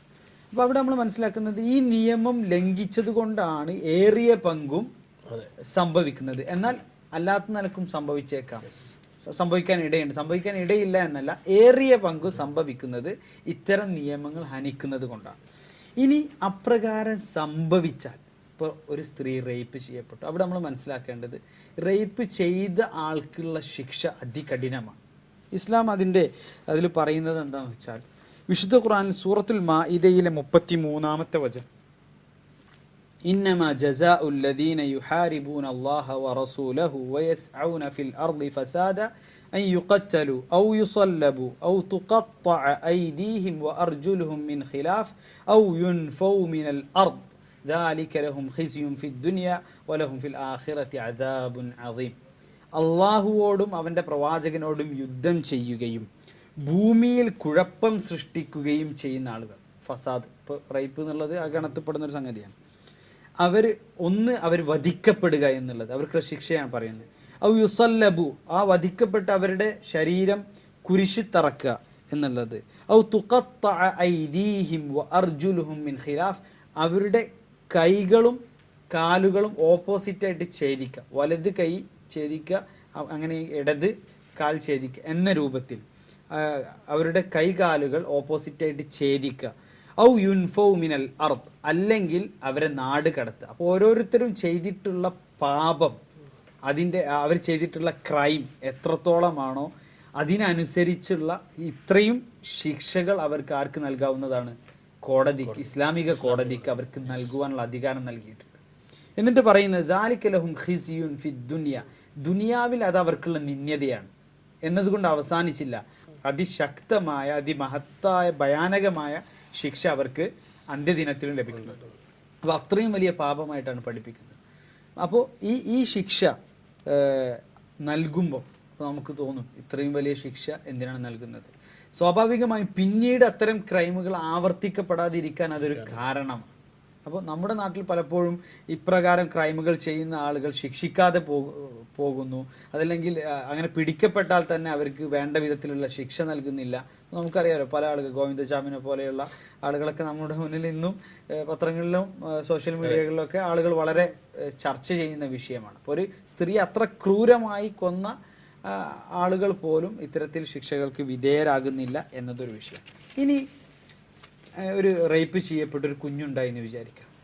അപ്പോൾ നമ്മളെ സംബന്ധിച്ചിടത്തോളം 40 ദിവസങ്ങൾക്ക് മുമ്പാണെങ്കിൽ അത് റിമൂവ് ചെയ്യാം. 40 ദിവസങ്ങൾക്ക് മുമ്പാണെങ്കിൽ. 40 ദിവസങ്ങൾക്ക് ശേഷമാണെങ്കിൽ, അഥവാ ആത്മാവ് നൽകപ്പെട്ടു, അതിനുശേഷം റിമൂവ് ചെയ്യാൻ പാടില്ല. ഈവൻ റേപ്പിലുള്ള കുഞ്ഞാണെങ്കിൽ പോലും. അപ്പോൾ എന്ത് ചെയ്യും? അവിടെ നമ്മൾ മനസ്സിലാക്കേണ്ടത് വലാ തസിറു വാസിറത്തുൻ വിസ്റ ഉഖ്റ, ഒരാളുടെ പാപം മറ്റൊരാളും വഹിക്കൂല. അപ്പോൾ മാതാപിതാക്കൾ ചെയ്തു എന്നുള്ളത് കൊണ്ട് ഒരാൾ പിന്നെ അഥവാ വ്യഭിചാരത്തിലാണ് ഇനി കുഞ്ഞുണ്ടായത്, അല്ലെങ്കിൽ റേപ്പ് ചെയ്യപ്പെട്ടപ്പോഴാണ് കുഞ്ഞുണ്ടായതെങ്കിൽ ഒരാൾ ചെയ്ത പാപത്തിൻ്റെ ഫലമായാണ് ആ കുഞ്ഞുണ്ടായത് എന്നുണ്ടെങ്കിലൊന്നും ആ കുഞ്ഞിനെ നശിപ്പിക്കാൻ, ആ കുഞ്ഞ് കുറ്റക്കാരനല്ല, അതുകൊണ്ട് ആ കുഞ്ഞിനെ നമ്മൾ വധിക്കുന്നില്ല. കുഞ്ഞിനെ വധിക്കുക എന്ന് പറഞ്ഞാൽ ആ ജീവനും മാംസവും എല്ലാമുള്ള കുഞ്ഞ് 40 ദിവസത്തിന് ശേഷം എന്ന് പറയുമ്പോൾ ഏകദേശം ഇതൊക്കെ രൂപപ്പെട്ട് തുടങ്ങി, കുഞ്ഞിന് രൂപമാറ്റം സംഭവിച്ചു തുടങ്ങി. അപ്പോൾ ആ കുഞ്ഞിനെ വധിക്കുക എന്നുള്ളത് ഒരിക്കലും അനുവദനീയമാകുന്നില്ല. മറ്റൊരാൾ ചെയ്ത പാപത്തിൻ്റെ ഭാരം ആ കുഞ്ഞ് ചുമക്കുകയില്ല എന്നർത്ഥം. ഇനി കൃത്യമായി നമുക്ക് പഠിപ്പിക്കപ്പെട്ടിട്ടുണ്ട് എന്താ ചെയ്യേണ്ടത്. ഒന്ന്, അപ്രകാരം വിക്റ്റിമാകുന്ന സ്ത്രീയെ സംബന്ധിച്ചിടത്തോളം അവളെ മോശക്കാരിയായി കാണാൻ പാടില്ല. അവളെ മോശക്കാരിയായി കാണാൻ പാടില്ല. സമൂഹം നമ്മുടെ പൊതുവെ കേരളീയ സമൂഹത്തിൽ ഒരു സ്ത്രീ അങ്ങനെ അപമാനിക്കപ്പെട്ടാൽ ആ സ്ത്രീയെ മോശമായി കാണുന്ന ഒരു സാഹചര്യം ഉണ്ട്. നമ്മൾ നിഷേധിച്ചിട്ട് കാര്യം ഉണ്ട്. അപ്പോൾ അത് ഇസ്ലാമികമായി തെറ്റാണ്. ആ സ്ത്രീ കുറ്റക്കാരിയല്ല, മറിച്ച് ആ സ്ത്രീയെ സപ്പോർട്ട് ചെയ്യുകയും ഈ അവസ്ഥയിൽ നിന്ന് റെസിസ്റ്റ് ചെയ്ത് ജീവിക്കുവാൻ വേണ്ടി അവർക്കുള്ള പ്രചോദനം നൽകുകയുമാണ് ചെയ്യേണ്ടത്. മതപരമായ കാരണങ്ങൾ കൊണ്ടല്ലാതെ അവരുടെ വിവാഹാലോചന നിരസിക്കാനും പാടില്ല. നമ്മുടെ ഇന്നത്തെ ഉള്ള ആറ്റിറ്റ്യൂഡിൽ മാറ്റം വരുത്തണം. ആളുകളുടെ ആറ്റിറ്റ്യൂഡിൽ മാറ്റം വരുത്തണം. റേപ്പ് വിക്ടിംസിന്റെ കാര്യത്തിലാണ് പറയുന്നത്. അപ്പോൾ അതൊന്ന്. രണ്ടാമത്തത്, പിന്നെ അതിലുണ്ടായ കുഞ്ഞുങ്ങളെ ആ സ്ത്രീക്ക് വളർത്തുവാനുള്ള സപ്പോർട്ട് സമൂഹത്തിന്റെ ബാധ്യതയാണ്.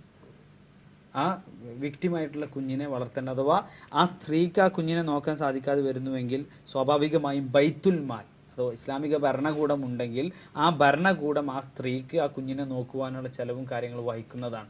അതോടൊപ്പം ഞാൻ പറഞ്ഞത്, സത്യവിശ്വാസിയായ ഒരാളെ സംബന്ധിച്ചിടത്തോളം മതപരമായ കാരണങ്ങൾ ആ സ്ത്രീയുടെ വിവാഹാലോചന നിരസിക്കാൻ ഇല്ല എങ്കിൽ നിരസിക്കരുത് എന്നുള്ളത് തന്നെയാണ് നമുക്ക് പറയാനുള്ളത് ആ ഒരു വിഷയത്തിൽ. അപ്പോൾ അത്രമാത്രം അവരെ നമ്മൾ പരിഗണിക്കണം എന്നർത്ഥം. പ്രൊട്ടക്റ്റ് ചെയ്യും വേണം. അതോടൊപ്പം അതിന് കാരണക്കാരനായ അഥവാ ആ ക്രൈം ചെയ്ത ആളെ, കമ്മിറ്റ് ചെയ്ത ആളെ അതിന് തക്കതായ ശിക്ഷ നൽകി പിന്നെ അത്തരം ക്രൈമുകൾ ഇല്ലായ്മ ചെയ്യാൻ വേണ്ടി മാതൃകാപരമായി ശിക്ഷിക്കണം. അതിനുള്ള മാതൃകാപരമായ ശിക്ഷകളാണ് ഇവിടെ പറഞ്ഞിട്ടുള്ളത്. ഇനി രണ്ടാമത്തെ ഒരു വിഷയം പറഞ്ഞത് ഇല്ലീഗലായിട്ട് പിന്നെ ഉണ്ടാകുന്ന ഗർഭം, അഥവാ രണ്ടുപേരുടെയും പരസ്പര ധാരണയോടുകൂടി ഉണ്ടാകുന്ന ഗർഭങ്ങൾ, വിവാഹേതര ബന്ധങ്ങളിൽ ഉണ്ടാകുന്ന ഗർഭങ്ങളാണ്. ആ ഒരു വിഷയത്തിൽ നമുക്ക് പറയാനുള്ളത് എന്താണെന്ന് വെച്ചാൽ, അതിലൊരിക്കലും നമ്മൾ എന്ത് ചെയ്യൂല, ഈ കുഞ്ഞിനെ കൊല്ലൂല. നേരത്തെ നമ്മൾ പറഞ്ഞല്ലോ, കാരണം അവർ പരസ്പരം ചെയ്ത തെറ്റിന്റെ പേരിൽ ആ കുഞ്ഞിനെ വധിക്കുക എന്നുള്ളത് ഒരു ഇസ്ലാമികമായും മാനുഷികമായും ചിന്തിച്ചാലും ഒരിക്കലും ശരിയല്ലത്.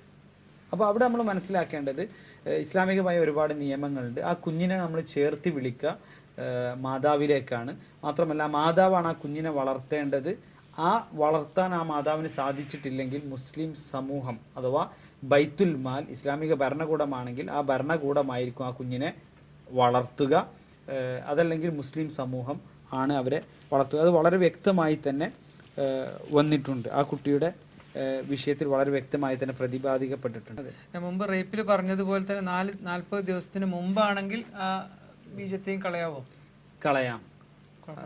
ഈ ഒരു സാമൂഹിക പ്രശ്നം ഉള്ളത് കൊണ്ട് 40 ദിവസം റൂഹ് നൽകപ്പെടുന്നതിന്റെ മുമ്പേ ആണെങ്കിൽ നമുക്ക് കളയാം. ഇനി ഈ വിഷയത്തിൽ വ്യഭിചരിച്ച് കുഞ്ഞുണ്ടായ വിഷയമാണ്. ഹാമിദിയ റളിയല്ലാഹു അൻഹ, അവർക്ക് അങ്ങനെയുള്ള ഒരു ബന്ധത്തിൽ കുഞ്ഞുണ്ടായി. അപ്പോൾ ഹാമിദിയ എന്നുള്ള സ്ത്രീ റസൂലുള്ളാഹി സ്വല്ലല്ലാഹു അലൈഹി വസല്ലമയുടെ അരികിലേക്ക് വന്നു. എന്നിട്ട് പറഞ്ഞു, എന്നെ ശുദ്ധീകരിക്കണം, ഞാൻ തിന്മ ചെയ്തിട്ടുണ്ടെന്ന് പറഞ്ഞു. അപ്പോൾ പ്രവാചകൻ സല്ലല്ലാഹു അലൈഹി വസല്ലം അവരെ തിരിച്ചയച്ചു. അപ്പോൾ അവർ പറഞ്ഞു, പ്രവാചകരെ, മായിസിനെ തിരിച്ചയച്ചതുപോലെ നിങ്ങൾ എന്നെയും തിരിച്ചയക്കുകയാണോ? പക്ഷെ ഞാൻ ഗർഭിണിയാണ്. അപ്പോൾ അവിടെയാണ് റസൂലുള്ളാഹി സ്വല്ലല്ലാഹു അലൈഹി വസല്ലം പറഞ്ഞു, ഫദ്ഹബി ഹത്താ തലിദി, നീ പോകണം, ആ കുഞ്ഞ് ജനിച്ചു കഴിഞ്ഞിട്ട് നീ വാ.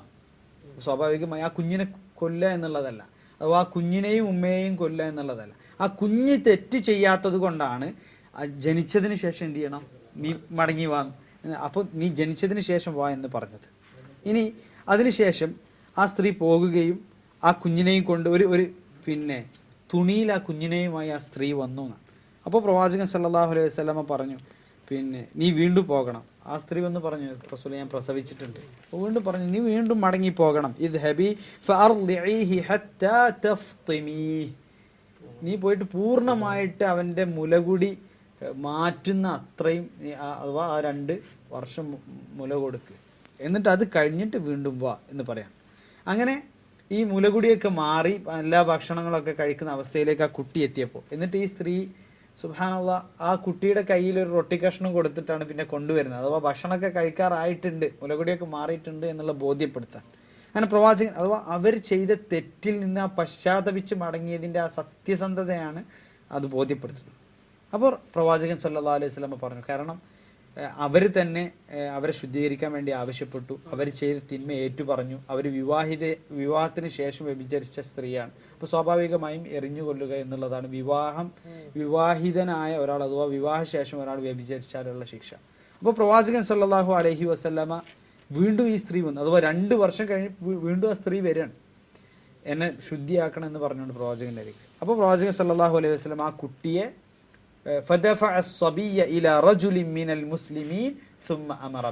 ശിക്ഷ നടപ്പാക്കുന്നതിന് മുമ്പ് ആ കുട്ടിയെ വളർത്താൻ പ്രാപ്തനായ ഒരു മുസ്ലിമിന്റെ കയ്യിൽ ആ കുട്ടിയെ ഏൽപ്പിച്ചു.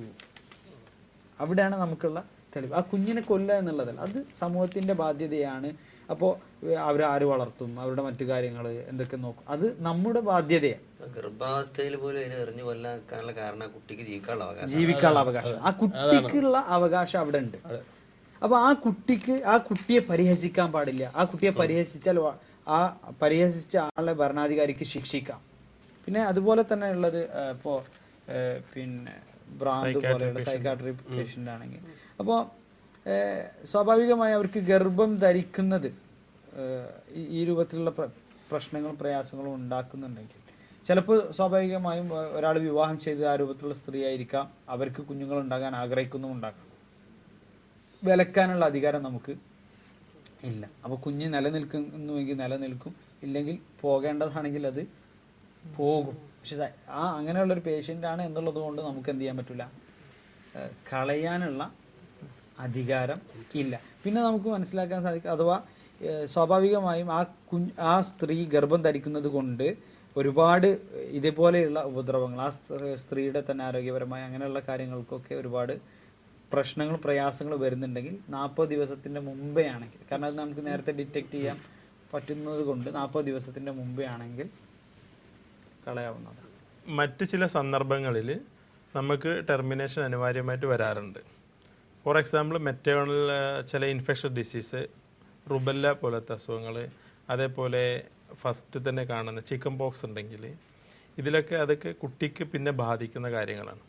അപ്പോൾ ഇങ്ങനത്തുള്ള ചില സന്ദർഭങ്ങളിലൊക്കെ ടെർമിനേഷൻ ചിലപ്പോൾ ഡോക്ടേഴ്സ് കൗൺസിലിംഗ് ചെയ്യാറുണ്ട്. അപ്പോൾ പിന്നെ അതേപോലെ തന്നെ ചില പേഷ്യൻസൊക്കെ ചില മെഡിസിൻ കഴിക്കാറുണ്ട്. അപ്പോൾ അവർക്കൊന്നും കൺസീവ് ചെയ്യാൻ പാടുണ്ടാവില്ല, അതൊന്ന്. പിന്നെ റേഡിയേഷൻ എന്നുള്ള വെരി റയറാണ്, എങ്കിലും അങ്ങനത്തെ സന്ദർഭങ്ങളിലൊക്കെ അങ്ങനെയൊക്കെ ഉണ്ടായിട്ടുണ്ടെങ്കിൽ പിന്നെ കുട്ടികൾക്ക് അത് ബാധിക്കുന്നത് കൊണ്ട് മറ്റ് കൺജനൻ്റ് പ്രശ്നങ്ങൾ ഉണ്ടാവും എന്നുള്ളത് കൊണ്ട് തന്നെ ടെർമിനേഷന് കൗൺസിലിംഗ് ചെയ്യാറുണ്ട്. അപ്പോൾ ഇത്തരത്തിലുള്ള കാര്യങ്ങളിലൊക്കെ എന്താണ് ഇസ്ലാമിക്? ഇപ്പോൾ നമ്മൾ നേരത്തെ പറഞ്ഞ ആ വിധി തന്നെയാണ് ഇവിടെ നമുക്ക് ബാധകം. അഥവാ ഇപ്പോൾ മാതാവിന് ഇപ്പോൾ ഈ 40 ഡേയ്സിന് ശേഷം ഒരു അസുഖം ഉണ്ടാകുന്നു. അപ്പോൾ ആ സമയത്ത് ഇപ്പോൾ മെഡിസിൻസിൻ്റെ കാര്യം പറഞ്ഞപ്പോൾ നമുക്കതിൽ പറയാനുള്ളത്, സ്വാഭാവികമായും ഡോക്ടേഴ്സ് ആ സമയത്ത് മെഡിസിൻസ് കൊടുക്കുമ്പോൾ ആ സമയത്ത് കൊടുക്കുന്ന മെഡിസിൻ കുഞ്ഞിന് ബാധിക്കാത്ത രൂപത്തിലുള്ള മെഡിസിൻ കൊടുക്കൽ നിർബന്ധമാണ്, ഒന്ന്. ഇനി അതല്ല, അതിനുള്ള ആ മെഡിസിൻസേ ഉള്ളൂ ആ ബാധിക്കും എന്നുള്ള രൂപത്തിലാണെങ്കിലാണ് നമ്മുടെ ഈ വിഷയത്തിലേക്ക് വരുന്നത്. അതല്ല എന്നുണ്ടെങ്കിൽ ആ മെഡിസിൻസ് കൊടുക്കാൻ പാടില്ല. അപ്പോൾ ഇവിടെ ഉള്ളത് ഈ രൂപത്തിലുള്ള രോഗങ്ങൾ ഉണ്ടായാൽ ആ രോഗങ്ങൾ കൊണ്ട് കുട്ടിക്ക് വല്ല വൈകല്യങ്ങളൊക്കെ ഉണ്ടാവാം, ചിലപ്പോൾ കാഴ്ച നഷ്ടപ്പെടാം, അങ്ങനെയുള്ള കാര്യങ്ങളാണ്. അവിടെ നമ്മൾ മനസ്സിലാക്കേണ്ടത്, ഒരിക്കലും അങ്ങനെയുള്ള വൈകല്യങ്ങൾ കുഞ്ഞിനുണ്ടാകും എന്നതിൻ്റെ പേരിൽ കുഞ്ഞിനെ കൊല്ലാൻ പാടില്ല. അത് തന്നെയാണ് നമ്മളുടെ ആൻസർ. ആ കുഞ്ഞിന് ആ വൈകല്യങ്ങൾ സംഭവിച്ചാൽ, അഥവാ ആ സമയത്ത് രോഗം വരാൻ നിർണയിച്ചത് ആ കുട്ടിയുടെ നാഥനാണ്, ആ ഗർഭിണിയുടെ സൃഷ്ടാവാണ്, ആ കുട്ടിയുടെ നാഥനാണ്. ആ സൃഷ്ടാവ് ഉദ്ദേശിക്കുന്നുവെങ്കിൽ മാത്രമേ ആ കുട്ടിക്ക് വൈകല്യങ്ങൾ വരുള്ളൂ. ആ സൃഷ്ടാവ് ഉദ്ദേശിച്ചിട്ടില്ലെങ്കിൽ ആ കുട്ടിക്ക് വൈകല്യങ്ങൾ വരികയും ഇല്ല.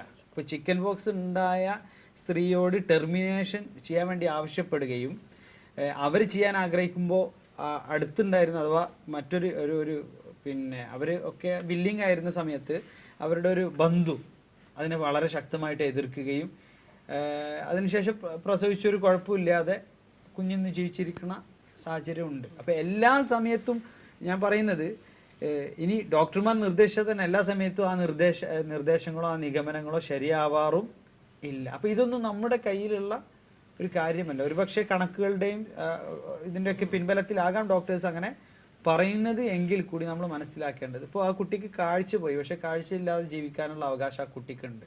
അപ്പോൾ കാഴ്ച ഉണ്ടാകുകയില്ല, ഭാവിയിൽ ഇന്ന കാരണം കൊണ്ട് ആ കുട്ടിക്ക് കാഴ്ച നഷ്ടപ്പെടും എന്നതിൻ്റെ പേരിൽ ആ കുഞ്ഞിനെ കൊല്ലുവാനുള്ള അധികാരം എനിക്കില്ല. അത് വലിയ പാപമാണ്. ഇപ്പൊ പറഞ്ഞതിന്റെ ആകെത്തുക ആറാഴ്ചക്ക് മുമ്പ് പിന്നെ നല്ല തക്കതായ കാരണങ്ങൾ ഉണ്ടെങ്കിൽ എന്ത് ചെയ്യാം, പ്രഗ്നൻസി ടെർമിനേറ്റ് ചെയ്യാം എന്നുള്ളതും. ഉദാഹരണത്തിന് ഉമ്മയുടെ ആരോഗ്യ പ്രശ്നങ്ങൾ, കോൺസിക്യൂട്ടീവ് ആയിട്ടുള്ള പ്രഗ്നൻസി പോലുള്ള ഉമ്മക്ക് ഉണ്ടാകുന്ന ആരോഗ്യ പ്രശ്നങ്ങൾ, അതുപോലെ തന്നെ ഭ്രൂണത്തിൻ്റെ വളർച്ചയിലുള്ള മറ്റു ആരോഗ്യ പ്രശ്നങ്ങൾ, rape, illegal sex, psychological diseases പോലുള്ള സൈക്കാട്രിക് ഡിസീസ് പോലുള്ള സാമൂഹിക പ്രശ്നങ്ങൾ, ഇത്തരം സാഹചര്യങ്ങളിൽ 6 ആഴ്ചക്കുള്ളിലാണെങ്കിൽ എന്ത് ചെയ്യാം, പിന്നെ പ്രഗ്നൻസി ടെർമിനേറ്റ് ചെയ്യാം എന്നുള്ളതും. അതല്ലാത്ത സാഹചര്യത്തിലാണെങ്കിൽ ഉമ്മക്ക് മരണം സംഭവിക്കുന്നത് പോലുള്ള 6 ആഴ്ചക്ക് ശേഷമാണെങ്കിൽ അഥവാ റൂഹൂതപ്പെട്ടതിന് ശേഷം ഉമ്മക്ക് മരണം സംഭവിക്കുന്ന സാഹചര്യത്തിൽ മാത്രമാണ് ടെർമിനേറ്റ് ചെയ്യാനുള്ള അനുവാദം എന്നതാണ് പറഞ്ഞതിന്റെ ആകത്തുകയായിക്കൊണ്ട് മനസ്സിലാക്കുന്നത്. ഭ്രൂണത്തിനുള്ള പ്രശ്നങ്ങൾ ടെർമിനേറ്റ് ചെയ്യാനുള്ള ഒരു റീസൺ ആയിട്ട് വരുന്നേ ഇല്ല. അതേപോലെ ഇതിൻ്റെ ഒരു മാനദണ്ഡമായി നമ്മൾ മനസ്സിലാക്കേണ്ടത് ഇപ്പോൾ ഈ 40 ദിവസത്തിൻ്റെ മുന്നേ ടെർമിനേറ്റ് ചെയ്യുന്നതുമായി ബന്ധപ്പെട്ട് പൊതുവെ ഭ്രൂണങ്ങളെ ഏത് അവസ്ഥയിൽ ടെർമിനേറ്റ് ചെയ്യുന്നതും പൊതുവെ നിഷിദ്ധമാണ്. അവ ഒരിക്കലും ആളുകൾ അങ്ങനെ മനസ്സിലാക്കരുത്. അത് 40-ന് മുമ്പേ ആണെങ്കിൽ ചെയ്യാം, 40-ന് ശേഷമാണെങ്കിൽ ചെയ്യുന്നതിലെ പ്രശ്നമുള്ളൂ എന്ന് മനസ്സിലാക്കരുത്. അപ്പോൾ കഫാറത്ത് ദിയ ബാധകമാകുന്നത് 40-ന് ശേഷമാണ്. എന്നാൽ 40-ൻ്റെ മുമ്പേയും അകാരണമായി ഒരിക്കലും നീക്കം ചെയ്യാൻ പാടില്ല. നീക്കം ചെയ്യാൻ പാടുള്ളത് ഒന്നുകിൽ അതിൽ ശർഈയായ ഒരു മസ്ലഹത്ത്, ഒരു ഉപകാരം ശർഈ മുന്നിൽ കാണുന്ന ഒരു ഉപകാരം ആ വിഷയത്തിൽ ഉണ്ടാകണം. അതേപോലെ തന്നെ ശർഈയായി പരിഗണിക്കപ്പെടുന്ന ഒരു ഉപദ്രവം നീക്കുവാൻ വേണ്ടിയോ ആയിരിക്കണം. അപ്പോൾ അതിലാണിപ്പോൾ ഉദാഹരണത്തിന് ഇപ്പോൾ നമ്മൾ നേരത്തെ പറഞ്ഞത്, ഇപ്പോൾ ഉമ്മക്ക് ഇപ്പോൾ ഒരു പ്രസവം കഴിഞ്ഞിട്ടുള്ളൂ, അടുത്ത പ്രസവം ചിലപ്പോൾ തൊട്ട് മുമ്പ് അതിന് തൊട്ട് ശേഷം തന്നെ ആകുമ്പോൾ ഉണ്ടാകുന്ന ആരോഗ്യ പ്രശ്നങ്ങളൊക്കെ ഉണ്ടാവാൻ സാധ്യതയുള്ളവരാണെങ്കിൽ, ചിലപ്പോൾ ആരോഗ്യം കുറച്ച് കുറവുള്ള സ്ത്രീകളൊക്കെ ആണെങ്കിൽ വളരെ പ്രത്യേകിച്ച് അവർക്ക് ആരോഗ്യ പ്രശ്നങ്ങൾ ഉണ്ടാകാം. അതേപോലെ തന്നെ ഇപ്പോൾ ശർഈയായി നമുക്ക് പിന്നെ ഒരു സ്ത്രീ ഇപ്പോൾ പെട്ടെന്ന് സിസേറിയൻ കഴിഞ്ഞതാണ്. അപ്പോൾ അവരെ സംബന്ധിച്ചിടത്തോളം ഇനി അടുത്തത് നോർമൽ ഡെലിവറി ആക്കണമെങ്കിൽ കുറച്ച് സമയം ആവശ്യമാണ്. അപ്പോൾ പെട്ടെന്ന് തന്നെ ഒരു പ്രഗ്നൻസിയും കൂടി അവർക്ക് ഉണ്ടായിപ്പോയാൽ ഈ പറഞ്ഞതുപോലെ 40 ദിവസത്തിന് മുമ്പേ തന്നെ അത് റിമൂവ് ചെയ്യേണ്ട അവസ്ഥ വരും, ചിലപ്പോൾ അനിവാര്യമായും വരും. അപ്പോൾ അതൊരു ഭീഷണി ഉണ്ടാകുന്നതാണെങ്കിൽ, അപ്പോൾ ഈ ഉമ്മയുടെ മരണമൊക്കെ ബന്ധപ്പെട്ട് ഉമ്മക്ക് മരണം ഉണ്ടാകാൻ സാധ്യത ഉണ്ട് എന്നുള്ളത് ഈ 40 ഡേയ്സിൻ്റെ മുന്നേ തന്നെ നമുക്ക് അറിയാമെങ്കിൽ അത് നിർബന്ധമായും വരും. 40 ഡേയ്സിൻ്റെ മുന്നേ റിമൂവ് ചെയ്യൽ നിർബന്ധമായി വരും, അഥവാ റൂഹ് നൽകപ്പെടുന്നതിൻ്റെ മുമ്പ് തന്നെ ചെയ്യൽ. എന്നാൽ ഏത് അകാരണമായി നമുക്ക് ശർഈയായ ഒരു അനുവദിക്കപ്പെടുന്ന കാരണമായി പറയാൻ പറ്റാത്ത ഏത് കാരണങ്ങൾ കൊണ്ടും ഏത് ഘട്ടത്തിലാണെങ്കിലും അഥവാ ബിഫോർ 40 ആണെങ്കിലും നീക്കം ചെയ്യൽ നിഷിദ്ധമാണ്. ഉദാഹരണത്തിന് എനിക്ക് കുട്ടികൾ ഇത്ര മതി, ഇനി കുട്ടികൾ വേണ്ട എന്നർത്ഥത്തിൽ റിമൂവ് ചെയ്യാൻ പാടില്ല. അല്ല, ഇനി മറ്റ് ചില പ്രശ്നങ്ങളെന്ന് വെച്ചാൽ ചില സ്ത്രീകളിൽ കോംപ്ലിക്കേറ്റഡ് ആയിട്ടുള്ള ചില സ്ത്രീകൾ, ഫോർ എക്സാമ്പിൾ കാർഡിയാക് ഡിസീസ് പോലുള്ള മറ്റുള്ള പ്രശ്നം, അതേപോലെ ക്രോണിക് കിഡ്നി ഡിസീസൊക്കെ ആയിട്ടുള്ള പേഷ്യൻറ്റുകൾ അറിയാതെ തന്നെ അവർ കൺസീവ് ആവാറുണ്ട്. അപ്പോൾ ഇങ്ങനത്തെ പേഷ്യൻറ്റിലും പ്രഗ്നൻസി കണ്ടിന്യൂ ചെയ്യുക എന്നുള്ളത് മിക്കവാറും ആ മെറ്റേണൽ മോർട്ടാലിറ്റി കൂട്ടാൻ ചാൻസ് ഉണ്ട്. അപ്പോൾ അതുകൊണ്ട് അവർക്ക് നേരത്തെ തന്നെ അത് ടെർമിനേറ്റ് ചെയ്യുന്നതല്ലേ നല്ലത്. കാരണം ഇതൊരു മെറ്റേണൽ നീട്ടിക്കൊണ്ട് പോയാൽ മെറ്റേണൽ ഡെത്ത് വരെ സംഭവിക്കാം. അപ്പോൾ അതിനെ പ്രിവെൻറ്റ് ചെയ്യണമെന്നുണ്ടെങ്കിൽ നമുക്ക് നേരത്തെ ടെർമിനേറ്റ് ചെയ്തുകൂടെ? അതെ, നേരത്തെ ടെർമിനേറ്റ് ചെയ്യാം.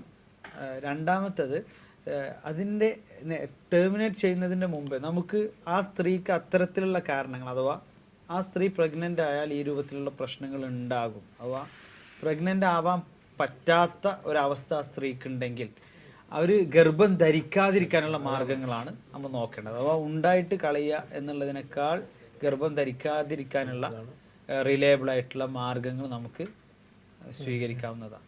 അപ്പോൾ ഒരു സ്ത്രീയെ സംബന്ധിച്ചിടത്തോളം ഇപ്പോൾ നേരത്തെ പറഞ്ഞ പോലെ അങ്ങനെയുള്ള കാർഡിയാക് ഡിസീസ് ഉണ്ട്, അവർക്ക് പ്രഗ്നൻ്റ് ആവാൻ പറ്റാത്തൊരവസ്ഥയാണെങ്കിൽ അവരുടെ പ്രസവം നിർത്തുന്നത് കൊണ്ട് എന്തില്ല, കുഴപ്പമില്ല. എന്നാൽ അവർക്ക് പ്രസവം തുടരുന്നത് ഭാവിയിൽ ഗുരുതരമായ പ്രശ്നങ്ങൾ ഉണ്ടാക്കുമെങ്കിൽ ചിലപ്പോൾ ഒരു പക്ഷേ അഥവാ മരണം പോലുള്ള ഗുരുതര പ്രശ്നങ്ങളൊക്കെ ഉണ്ടാക്കുന്നതാണെങ്കിൽ ഒരു പക്ഷേ പ്രസവം നിർത്തൽ നിർബന്ധമായി വരെ വന്നേക്കാം. അപ്പോൾ പ്രസവം നമുക്ക് പൊതുവെ നിർത്താൻ പാടില്ല, പക്ഷേ ഇത്തരത്തിലുള്ള ആളുകൾക്ക് നിർത്താം. അതേപോലെ തന്നെ ഗർഭനിരോധന മാർഗങ്ങൾ സ്വീകരിക്കാം. അത് സ്വീകരിക്കുന്ന ചിലപ്പോൾ ചില രോഗികൾക്ക് ഒരു പ്രത്യേക സമയത്ത് മാത്രം ഗർഭം ധരിക്കാൻ പാടില്ല എന്നൊരവസ്ഥ ഉണ്ടാവും.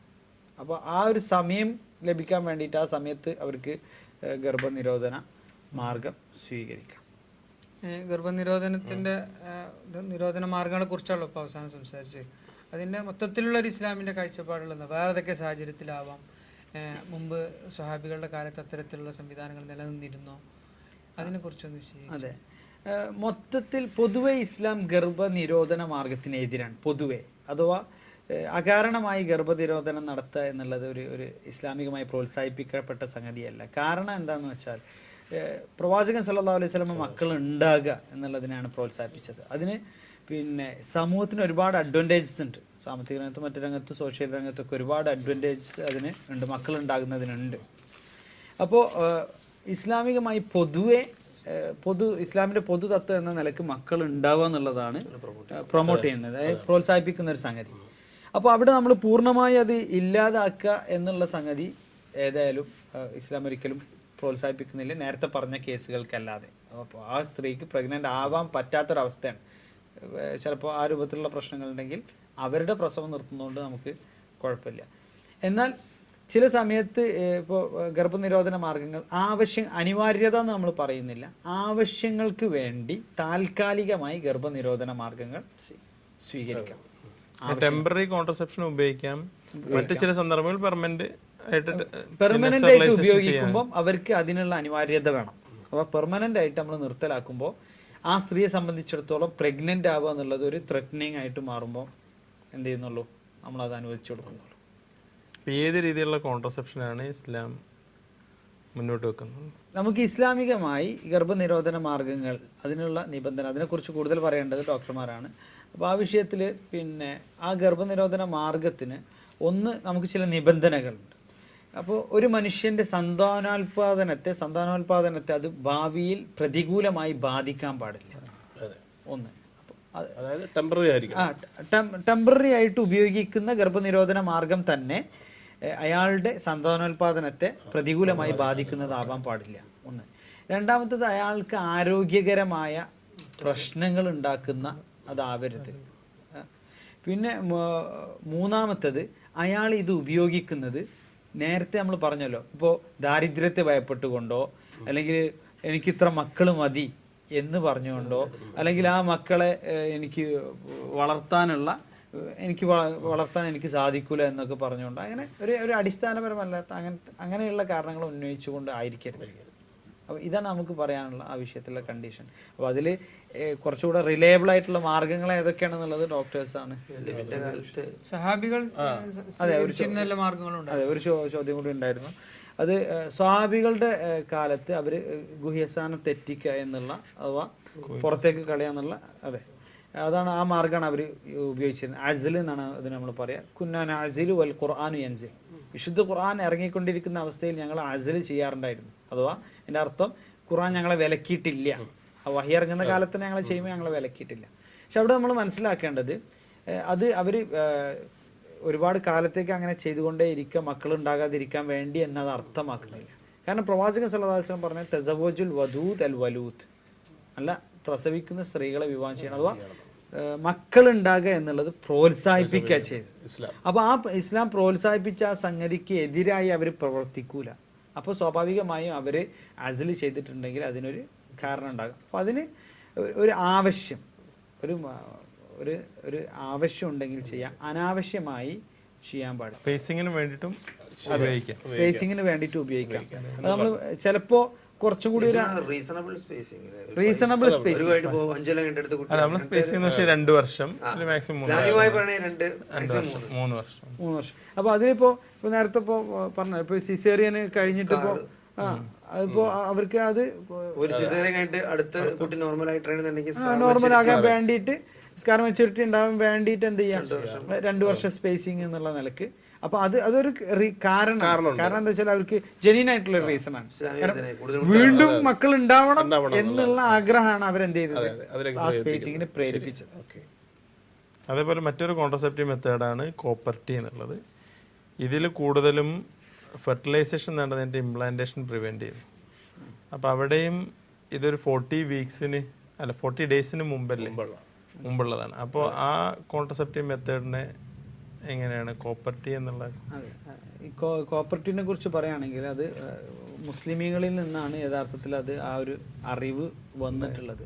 മുമ്പ് കാലത്ത് അവർ ഒട്ടകങ്ങളിൽ യാത്ര ചെയ്യാൻ വേണ്ടിയിട്ട് പോകുമ്പോൾ അഥവാ ദീർഘദൂര യാത്രകൾ ഉണ്ടാകുമ്പോൾ പൈപ്പിൽ ചില പ്രത്യേക കല്ലുകൾ അഥവാ കോപ്പർ കണ്ടന്റുള്ള കല്ലുകളായിരിക്കും ഒരു പക്ഷേ അവർ ആ കല്ലുകൾ കെട്ടി യൂട്രസിലേക്ക് പ്രവേശിപ്പിക്കും, ഒട്ടകത്തിൻ്റെ യൂട്രസിലേക്ക് പ്രവേശിപ്പിക്കും. അപ്പോൾ സ്വാഭാവികമായും ഈ സിക്താണ്ഡം അതിൽ സൈഗോട്ട് അതിൽ നിൽക്കാതെ പുറത്തേക്ക് വരുന്ന സംഗതിയാണ്. അപ്പോൾ അതിൽ ഒരു വശം വരുന്നുണ്ട്. അഥവാ നമുക്ക് നേരത്തെ പറഞ്ഞതുപോലെ 40 ദിവസത്തിൻ്റെ മുന്നേ റിമൂവ് ചെയ്യാൻ പറ്റിയ രൂപത്തിലുള്ള കാരണങ്ങൾക്ക് എന്ത് ചെയ്യാം, കോപ്പർട്ടി യൂസ് ചെയ്യാം. അഥവാ ഇപ്പോൾ നമ്മൾ പറഞ്ഞു ഈ സ്പേസിങ് അപ്പോൾ ഈ ഒരു വിഷയത്തിൽ അഥവാ ഇപ്പം ഉമ്മയുടെ ആരോഗ്യവുമായി ബന്ധപ്പെട്ടൊരു സംഗതിയാണ്.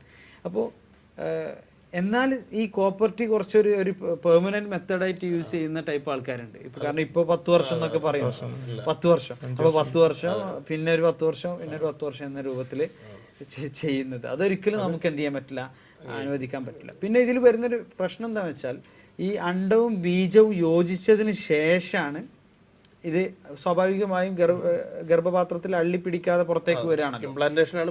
അതെ, ഇംപ്ലാന്റേഷൻ പ്രിവെന്റ് ചെയ്യാണ്. അപ്പോൾ അത് ഇസ്ലാമികമായി എങ്ങനെ വിലയിരുത്തുന്നു എന്നുള്ളത് ഒരു പ്രസക്തമായ ചോദ്യം തന്നെ.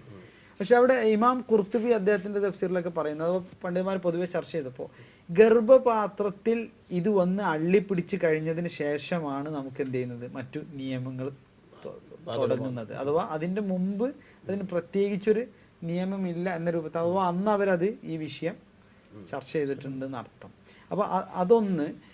രണ്ടാമത് നമ്മളെ സംബന്ധിച്ചിടത്തോളം നമുക്ക് കുറച്ചും കൂടി സൂക്ഷ്മത എന്ന നിലക്ക് മുസ്ലിം ഡോക്ടർമാർ കുറച്ചും കൂടെ റിലയബിൾ ആയിട്ടുള്ള മാർഗങ്ങൾ ഇത് പരസ്പരം സംയോജിക്കുന്നതിന് മുമ്പ്, അണ്ടവും ബീജവും യോജിക്കുന്നതിന് മുമ്പ് തന്നെ പ്രിവെന്റ് ചെയ്യാൻ പറ്റിയ മാർഗങ്ങൾ കണ്ടെത്തുക എന്നുള്ളത് ഒരു മുസ്ലിം ഡോക്ടേഴ്സിന്റെ ഒരു റിസർച്ച് ചെയ്യേണ്ട അതുപോലെ മേഖലയാണ്. ഇംപ്ലാന്റേഷൻ നടന്നതിന് ശേഷം ബ്ലീഡിംഗ് ഉണ്ടാകുകയാണെങ്കിൽ അത് ഇതിന്റെ നിഫാസിന്റെ ഗണത്തിലാണ് വരുന്നത്.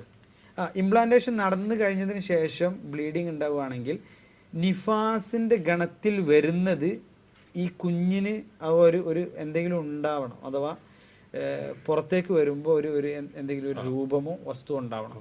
അല്ലെങ്കിൽ നിഫാസിന്റെ ഗണത്തിലല്ല, വെറും നോർമൽ ബ്ലീഡിംഗ്, പ്രസവരക്തം. അപ്പൊ ഈ പ്രസവരക്തത്തിന്റെ ഗണത്തിൽ പെടാത്തത് കൊണ്ട് അപ്പൊ മെൻസസ് ആയിട്ട് പരിഗണിക്കൂല, പ്രസവരക്തമായിട്ട് പരിഗണിക്കൂല. അപ്പൊ സ്വാഭാവികമായി നമസ്കാരം ബാധകമായി വരും. നിസ്കരിക്കണം. അപ്പൊ അവിടെ ഉള്ളത് നിസ്കാരം ബാധകമായിരിക്കും. ഓരോ നമസ്കാരത്തിനും അത് കഴുകുകയും അതേപോലെ തന്നെ ഓരോ നമസ്കാരത്തിന് വുദു എടുക്കുകയും ചെയ്യണം. അതേപോലെ കുളിക്കുക എന്നുള്ള നിർബന്ധമല്ല, കുളിക്കുകയാണെങ്കിൽ നല്ലതാണ്, അത്രേ ഉള്ളൂ എന്നാണ് ഷെയ്ഖ് ബിൻ ബാസ് ഒക്കെ ആ വിഷയത്തിൽ രേഖപ്പെടുത്തുന്നത്. സ്വഹാബിമാരുടെ ചരിത്രങ്ങൾ പറഞ്ഞ സമയത്ത് അവർ സ്വീകരിച്ചിരുന്ന സമ്പ്രദായമായി പറഞ്ഞത് അസിൽ എന്ന മെത്തേഡാണ്, അഥവാ കൊയ്റ്റസ് ഇന്ററപ്റ്റസ്. അതുപോലെ സ്വീകരിക്കാവുന്ന മറ്റു മാർഗങ്ങൾ ഏതാണ്? അതുപോലെ സ്വീകരിക്കാൻ പറ്റാവുന്നതെന്ന് വെച്ചാൽ ഇന്നിപ്പോൾ കോണ്ടം ഉപയോഗിക്കുക എന്നുള്ളതാണ് ഒന്ന്. മറ്റൊന്ന് ഈ അസിൽ ഇന്നും സാധാരണക്കാരിൽ സ്ഥിരമായിട്ട് ഉപയോഗിക്കുന്ന ഒരു കാര്യം തന്നെയാണ്. സേഫ് പീരീഡ് നോക്കിയിട്ട് അല്ലെങ്കിൽ കലണ്ടർ മെത്തേഡ് എന്ന് പറയും, വേറൊന്ന് കലണ്ടർ മെത്തേഡ് എന്നുള്ള സേഫ് പീരീഡ് നോക്കിയിട്ട് കോയിറ്റസ് ചെയ്യുന്നത്. പക്ഷെ അത് അത്രത്തോളം അതിൽ ഫെയിലിയർ ചാൻസ് കൂടുതലുണ്ട് എന്ന് മാത്രം. ഈ കോണ്ടം എന്ന് പറയുന്നത് മെയിൽ കോണ്ടംസും ഫീമെയിൽ കോണ്ടംസും രണ്ടും ഒരേപോലെ തന്നെയല്ലേ ഈ ഒരു വിഷയത്തെ സംബന്ധിച്ചിടത്തോളം? അതെ. കോപ്പർട്ടി പോലെയുള്ള മാർഗ്ഗങ്ങൾ ഉപയോഗിക്കുന്നതിനേക്കാൾ ഇപ്പോൾ ലോങ് ടേം ആയിട്ട് സ്പേസിംഗ് ഒക്കെ വരുമ്പോഴാണ് കോപ്പർട്ടി കൂടുതൽ പ്രിഫർ ചെയ്യുക. പക്ഷെ അതിന് ഒരുപാട് സൈഡ് എഫക്ട്സ്, എല്ലാത്തിനും കോംപ്ലിക്കേഷൻസ് ഉണ്ട്. കോപ്പർട്ടി ഇപ്പം നേരത്തെ പറഞ്ഞ പോലെ പിന്നെ പെൽവിക് ഇൻഫ്ലമേറ്ററി ഡിസീസ് ഉണ്ടാക്കാം, അതല്ലാതെ പിന്നെ എക്ടോപിക് പ്രഗ്നൻസിക്ക് ചാൻസ് ഉണ്ട്. ഇങ്ങനെയുള്ള കാര്യങ്ങൾ അതിലുണ്ട്. അത് എല്ലാത്തിനും അതിൻ്റെ കോംപ്ലിക്കേഷൻസും കാര്യങ്ങളും. അങ്ങനെ കോംപ്ലിക്കേഷൻസ് കൂടുതൽ വരുന്ന സംഗതികളാകുമ്പോൾ അതിൻ്റെ മറ്റു മാർഗങ്ങൾ നമുക്ക് കണ്ടെത്താൻ അതൊരു ഇസ്ലാമികപരമായി നോക്കുമ്പോൾ ഇപ്പോൾ കോപ്പർട്ടി പോലെയുള്ള സംഗതികളാണ് ഇന്ന് കൂടുതൽ ഒരു ആളുകൾ റിലയബിൾ കോൺട്രസെപ്റ്റീവ് പിൽസ്. അതെ, അതിനും അതിൻ്റെതായ മറ്റ് ദൂഷ്യഫലങ്ങളും ഉണ്ട്. അപ്പോൾ അവിടെയാണ് നമ്മൾ പറയുന്നത് എന്താണെന്ന് വെച്ചാൽ, ഇപ്പോൾ അതിൻ്റെ ഈ ദൂഷ്യഫലങ്ങൾ ഇവരെ ആ രൂപത്തിൽ എഫക്റ്റ് ചെയ്യുമ്പോൾ അങ്ങനെ എഫക്റ്റ് ചെയ്യാത്ത മാർഗ്ഗങ്ങൾ കണ്ടെത്തുക എന്നുള്ളത്. ഇപ്പോൾ കുറച്ചും കൂടെ നല്ല മാർഗ്ഗങ്ങൾ ഇസ്ലാമികപരമായിട്ട് നമുക്ക് ആൾക്ക് പറഞ്ഞു കൊടുക്കാൻ പറ്റുന്ന ഇപ്പോൾ കോണ്ടം പോലെയുള്ള പിന്നെ സംഗതികളായിരിക്കാം. അഥവാ ഇത്തരം കാര്യങ്ങൾക്ക് ഒരുപാട് സൈഡ് എഫക്ട്സ്, അതേപോലെ ബ്ലീഡിങ്, ഒരുപാട് ബ്ലീഡിങ്ങിനൊക്കെ ഇപ്പോൾ ഈ ട്യൂബൽ പ്രഗ്നൻസി പോലുള്ള സംഗതികളൊക്കെ ഉണ്ടാവാൻ ഇത് കാരണമാണല്ലോ. അപ്പോൾ അത് ഈ മാർഗ്ഗങ്ങളൊക്കെ മറ്റു മാർഗ്ഗങ്ങൾ ഡോക്ടേഴ്സ് ചിന്തിക്കണം, അതിനെക്കുറിച്ച് റിസർച്ച് ചെയ്യുകയും വേണം ഒരു ഇസ്ലാമിക് പെർസ്പെക്റ്റീവിൽ നിന്ന് പറയുമ്പോൾ. ഇപ്പോൾ ഈ ഗർഭഛിദ്രം എന്ന ഈ വിഷയവുമായി ബന്ധപ്പെട്ട് പൊതുവെ ജനങ്ങൾക്കുണ്ടാകാൻ സാധ്യതയുള്ള ഒരുപാട് കാര്യങ്ങൾ നമ്മളിവിടെ ചർച്ച ചെയ്യുന്നുണ്ടായി. ഇനി ഇത് നടപ്പാക്കുന്ന ഈ ഡോക്ടർ സമൂഹത്തിനോട് താങ്കൾക്ക് പറയാൻ എന്തെങ്കിലും ഉപദേശങ്ങളുണ്ടോ ഈ ഇതിൻ്റെ അടിസ്ഥാനത്തിൽ? തീർച്ചയായിട്ടും ഡോക്ടർമാരോട് സുപ്രധാനമായി പറയാനുള്ളത്, നമ്മളെല്ലാവരും അള്ളാഹുവിൻ്റെ അടിമകളാണ്. ആത്യന്തികമായി നമ്മൾ മനസ്സിലാക്കേണ്ടത് എല്ലാവരും അള്ളാഹുവിൻ്റെ അടിമകളാണ്. ഈ ജീവിതം ഒരിക്കലും ശാശ്വതമായ ജീവിതമല്ല. നമ്മളെല്ലാവരും അള്ളാഹുവിൻ്റെ പക്കലേക്ക് മടങ്ങുവാനുള്ളവരാണ്. സ്വാഭാവികമായും നമ്മളുടെ ഓരോരുത്തരുടെയും ഉത്തരവാദിത്വത്തെക്കുറിച്ച് കൃത്യമായ ബോധ്യമുള്ളവരായിരിക്കണം നമ്മൾ. അപ്പോൾ നമ്മൾ ഡോക്ടർമാരാണെങ്കിലും നമ്മൾ ചെയ്യുന്ന ജോലി, ആ ജോലിയുമായി ബന്ധപ്പെട്ട് മനുഷ്യൻ്റെ ശരീരവുമായി ബന്ധപ്പെട്ട കാര്യമാണ്. അപ്പോൾ ആ വിഷയത്തിൽ വളരെയധികം നമ്മൾ അള്ളാഹുവിനെ സൂക്ഷിക്കേണ്ടതുണ്ട്. വളരെ ഉത്തരവാദിത്വത്തോടു കൂടി ആ ജോലി ചെയ്യേണ്ടതുണ്ട്. മാത്രമല്ല അതുമായി ബന്ധപ്പെട്ട് നമ്മളിപ്പോൾ ഇന്ന് ഒരുപാട് വിഷയങ്ങൾ ചർച്ച ചെയ്തു. അപ്പോൾ ഇത്രയും ഇസ്ലാം അതിനെക്കുറിച്ചിട്ട് പഠിപ്പിച്ചിട്ടുണ്ട്. മഹാനായ സൽമാനുൽ ഫാരിസി റളിയല്ലാഹു അൻഹുവിൻ്റെ അരികിലേക്ക് ഒരിക്കൽ ഒരു ജൂതൻ വന്നുകൊണ്ട് ചോദിക്കുക, അല്ലമക്കും നബിയുക്കും ഹത്തൽ ഖിറാഅ, മലമൂത്ര വിസർജനത്തിൻ്റെ മര്യാദ പോലും നിങ്ങളുടെ പ്രവാചകൻ നിങ്ങൾക്ക് പഠിപ്പിച്ചിട്ടുണ്ടോ? അപ്പോൾ അദ്ദേഹം വളരെ അഭിമാനത്തോടു കൂടി പറഞ്ഞു, അജൽ അല്ലമന റസൂലുള്ളാഹ്, ഞങ്ങളുടെ പ്രവാചകൻ ഞങ്ങൾക്ക് പഠിപ്പിച്ചിട്ടുണ്ട് എന്ന്. അത് ഓരോ മര്യാദകൾ അദ്ദേഹം എണ്ണി പറയാം. അപ്പോൾ അവിടെ നമ്മൾ മനസ്സിലാക്കുക, മനുഷ്യൻ്റെ ജീവിതത്തിൻ്റെ സർവ്വ മേഖലകളുമായി ബന്ധപ്പെട്ടിട്ടുള്ള എല്ലാ നിയമങ്ങളും പഠിപ്പിക്കപ്പെട്ട ഒരു മതമാണത്. അപ്പോൾ ഒരു മുസ്ലിം ഡോക്ടർ എന്ന നിലക്ക് വളരെയധികം ഉത്തരവാദിത്വ ബോധത്തോടു കൂടി ചെയ്യേണ്ട ഒരു മേഖലയാണ് മെഡിക്കൽ മേഖല എന്നുള്ളത്. മനുഷ്യ ശരീരവുമായി ബന്ധപ്പെട്ടതായതുകൊണ്ട്, കാരണം നാളെ അള്ളാഹുവിൻ്റെ മുമ്പിൽ നമ്മൾ ചോദ്യം ചെയ്യപ്പെടും. മാത്രമല്ല ഇത്തരം സാഹചര്യങ്ങളിൽ ഇപ്പം ആളുകളുടെ ഇടയിൽ വളരെ വ്യാപകമായി നിസ്സാര കാരണങ്ങൾക്ക് വേണ്ടി ഗർഭഛിദ്രം ചെയ്യുക, അതേപോലെ ഇങ്ങനെയുള്ള ഒരുപാട് കാര്യങ്ങൾ ഇപ്പോൾ നമ്മൾ ഇന്ന് ചർച്ച ചെയ്തല്ലോ. അപ്പോൾ അത്തരം കാര്യങ്ങളിൽ ആ രോഗികളെ അതിനെതിരെ ബോധവൽക്കരിക്കുവാൻ ഈ ഡോക്ടേഴ്സിന് സാധിക്കേണ്ടതുണ്ട്. മാത്രമല്ല ഇത്തരം വിഷയങ്ങളിൽ ഡോക്ടർമാർ ഭാഗവാക്കാകുമ്പോൾ അവർ കൂടി കുറ്റക്കാരാകുകയാണ് എന്നുള്ള വസ്തുതയും അവർ മനസ്സിലാക്കേണ്ടതുണ്ട്. അപ്പം രോഗികളെ ബോധവൽക്കരിക്കുകയും മാത്രമല്ല, എപ്പോഴും ഒരു ഡോക്ടറെ സംബന്ധിച്ചിടത്തോളം രോഗികളോട് ഏറ്റവും കൂടുതൽ അദ്ദേഹം പറഞ്ഞു കൊടുക്കേണ്ട ഒരു സംഗതി എന്താണെന്ന് വെച്ചാൽ, രോഗത്തെ ചികിത്സിക്കുന്നവനാണ് ഡോക്ടർ, പക്ഷേ അതിന് ശിഫ നൽകുന്നത് അള്ളാഹുവാണ്. അഥവാ ഈ തവക്കുൽ എന്നുള്ള വിശ്വാസം ഏറ്റവും കൂടുതൽ ഉണ്ടാക്കാൻ സാധിക്കും ഡോക്ടർക്ക് തന്നെയാണ്. കാരണം പലപ്പോഴും രോഗികൾ വരുമ്പോൾ ഇന്ന ഡോക്ടറെ അടുത്ത് ചെന്നാൽ എന്തായാലും എനിക്ക് രോഗം മാറും എന്നുള്ളൊരു ടെൻഡൻസിയിലായിരിക്കും പലപ്പോഴും രോഗികൾ വരിക. കാരണം ഒരുപാട് സ്ഥലങ്ങളിൽ പോയിട്ടുണ്ടാവും ഒരു പക്ഷേ, അല്ലെങ്കിൽ ഒരുപാട് ബുദ്ധിമുട്ടിയിട്ടുണ്ടാവും. അപ്പോഴൊക്കെ നമ്മൾ അവരെ ഓർമ്മപ്പെടുത്തേണ്ടത്, രോഗങ്ങൾ നൽകുന്നവൻ അള്ളാഹുവാണ്, അവൻ തന്നെയാണ് രോഗങ്ങൾ ശമിപ്പിക്കുന്നവൻ. അതിന് അള്ളാഹു സുബ്ഹാനഹു വ തആല ഞങ്ങൾക്ക് പഠിക്കുവാൻ വേണ്ടി തൗഫീക്ക് നൽകിയിട്ടുള്ള മാർഗങ്ങൾ ഞങ്ങൾ ചെയ്തു നോക്കുന്നു എന്നേ ഉള്ളൂ എന്നുള്ളൊരു കാര്യം പറഞ്ഞു കൊടുക്കുകയും, അതുപോലെ തന്നെ ക്ഷമിക്കുവാൻ, അതിൽ പ്രതിഫലം പ്രതീക്ഷിക്കുവാൻ, ഈ ഇത്തരം കാര്യങ്ങളൊക്കെ എന്ത് ചെയ്യണം, ഒരു ഡോക്ടർക്ക് ഒരു രോഗിക്ക് കൺവേ ചെയ്ത് കൊടുക്കാൻ പറ്റും. മെഡിക്കൽ പരമായി ഒരുപാട് ഗവേഷണങ്ങൾ ഇസ്ലാമികപരമായും മെഡിക്കലി രണ്ടും കൂടെ റിലേറ്റ് ചെയ്തിട്ട് ഒരുപാട് ഗവേഷണങ്ങൾ പഠനങ്ങൾ നടക്കേണ്ടതുണ്ട്. അപ്പോൾ സ്വാഭാവികമായും മെഡിക്കൽ രംഗത്ത് പഠിക്കാൻ ഭാഗ്യം ലഭിച്ചവരെന്നുള്ള നിലക്ക് സ്വാഭാവികമായും അത് രണ്ടും കൂടെ ചേർത്ത് പഠിക്കുകയും അത്തരം പഠനങ്ങൾ ആളുകൾക്ക് ഇതുപോലെ ഉപകാരപ്രദമായ രൂപത്തിൽ ലഭ്യമാകുന്ന പ്രവർത്തനങ്ങൾ അവരുടെ ഭാഗത്തു നിന്ന് വരേണ്ടതുണ്ട്, അതുപോലെ തന്നെ പഠനങ്ങൾ വരേണ്ടതുണ്ട്. ഇതാണ് ഡോക്ടർമാരോട് പറയാനുള്ളത്. അല്ലാഹു സുബ്ഹാനഹു വ തആല ഇതിൽ പങ്കെടുത്ത എല്ലാവർക്കും പ്രതിഫലം നൽകുമാറാകട്ടെ. നമ്മളുടെ ഈ അമൽ അള്ളാഹുവിൻ്റെ പക്കൽ സ്വീകാര്യമായ അമലായി അല്ലാഹു സുബ്ഹാനഹു വ തആല സ്വീകരിക്കുമാറാകട്ടെ. അതിൻ്റെ പ്രതിഫലം നമുക്ക് ഏവർക്കും രേഖപ്പെടുത്തുമാറാകട്ടെ. കൂടുതൽ ഇതുപോലെയുള്ള പഠനങ്ങൾ നടത്തുവാനും വളരെ വ്യവസ്ഥാപിതമായും വസ്തുതാപരമായും ആളുകൾക്ക് അത് എത്തിച്ചു കൊടുക്കുവാനും അല്ലാഹു സുബ്ഹാനഹു വ തആല നമുക്ക് തൗഫീക്ക് നൽകുമാറാകട്ടെ. നമ്മൾ ജീവൻ സംരക്ഷിക്കേണ്ടവരാണ്, ജീവൻ ഹനിക്കേണ്ടവരല്ല എന്ന ഒരു മഹത്തായ സന്ദേശമാണ് ഈ ചർച്ചയിലൂടെ നമുക്ക് ലഭിച്ചത്. ഇതിന് നമുക്ക് തൗഫീക്ക് ഏകിയ അള്ളാഹുവിന് സർവസ്തുതി. ഈ ചർച്ചയിൽ പങ്കെടുത്ത എല്ലാവർക്കും ഈ സംവിധാനം ഇവിടെ നമുക്ക് വേണ്ടി ഒരുക്കി തന്ന അൽമാസ് ഹോസ്പിറ്റൽ മാനേജ്മെൻറ്റിനും ഹൃദയം നിറഞ്ഞ നന്ദി ഇവിടെ രേഖപ്പെടുത്തുന്നു. ഇവിടെ ഒരു പുതിയ സംരംഭത്തിന് നാം തുടക്കം കുറിച്ചിരിക്കുകയാണ്. വൈദ്യശാസ്ത്ര സംബന്ധമായ വിഷയങ്ങളെ ഇസ്ലാമികമായ രീതിയിൽ വിശകലനം ചെയ്യുന്ന in the shade medical desk കൂടുതൽ വിഷയങ്ങളുമായി നിങ്ങളെ വീണ്ടും കണ്ടുമുട്ടുന്നതാണ് ഇൻഷാ അല്ലാഹ്. ജസാക്കുമുല്ലാഹ് ഖൈറൻ.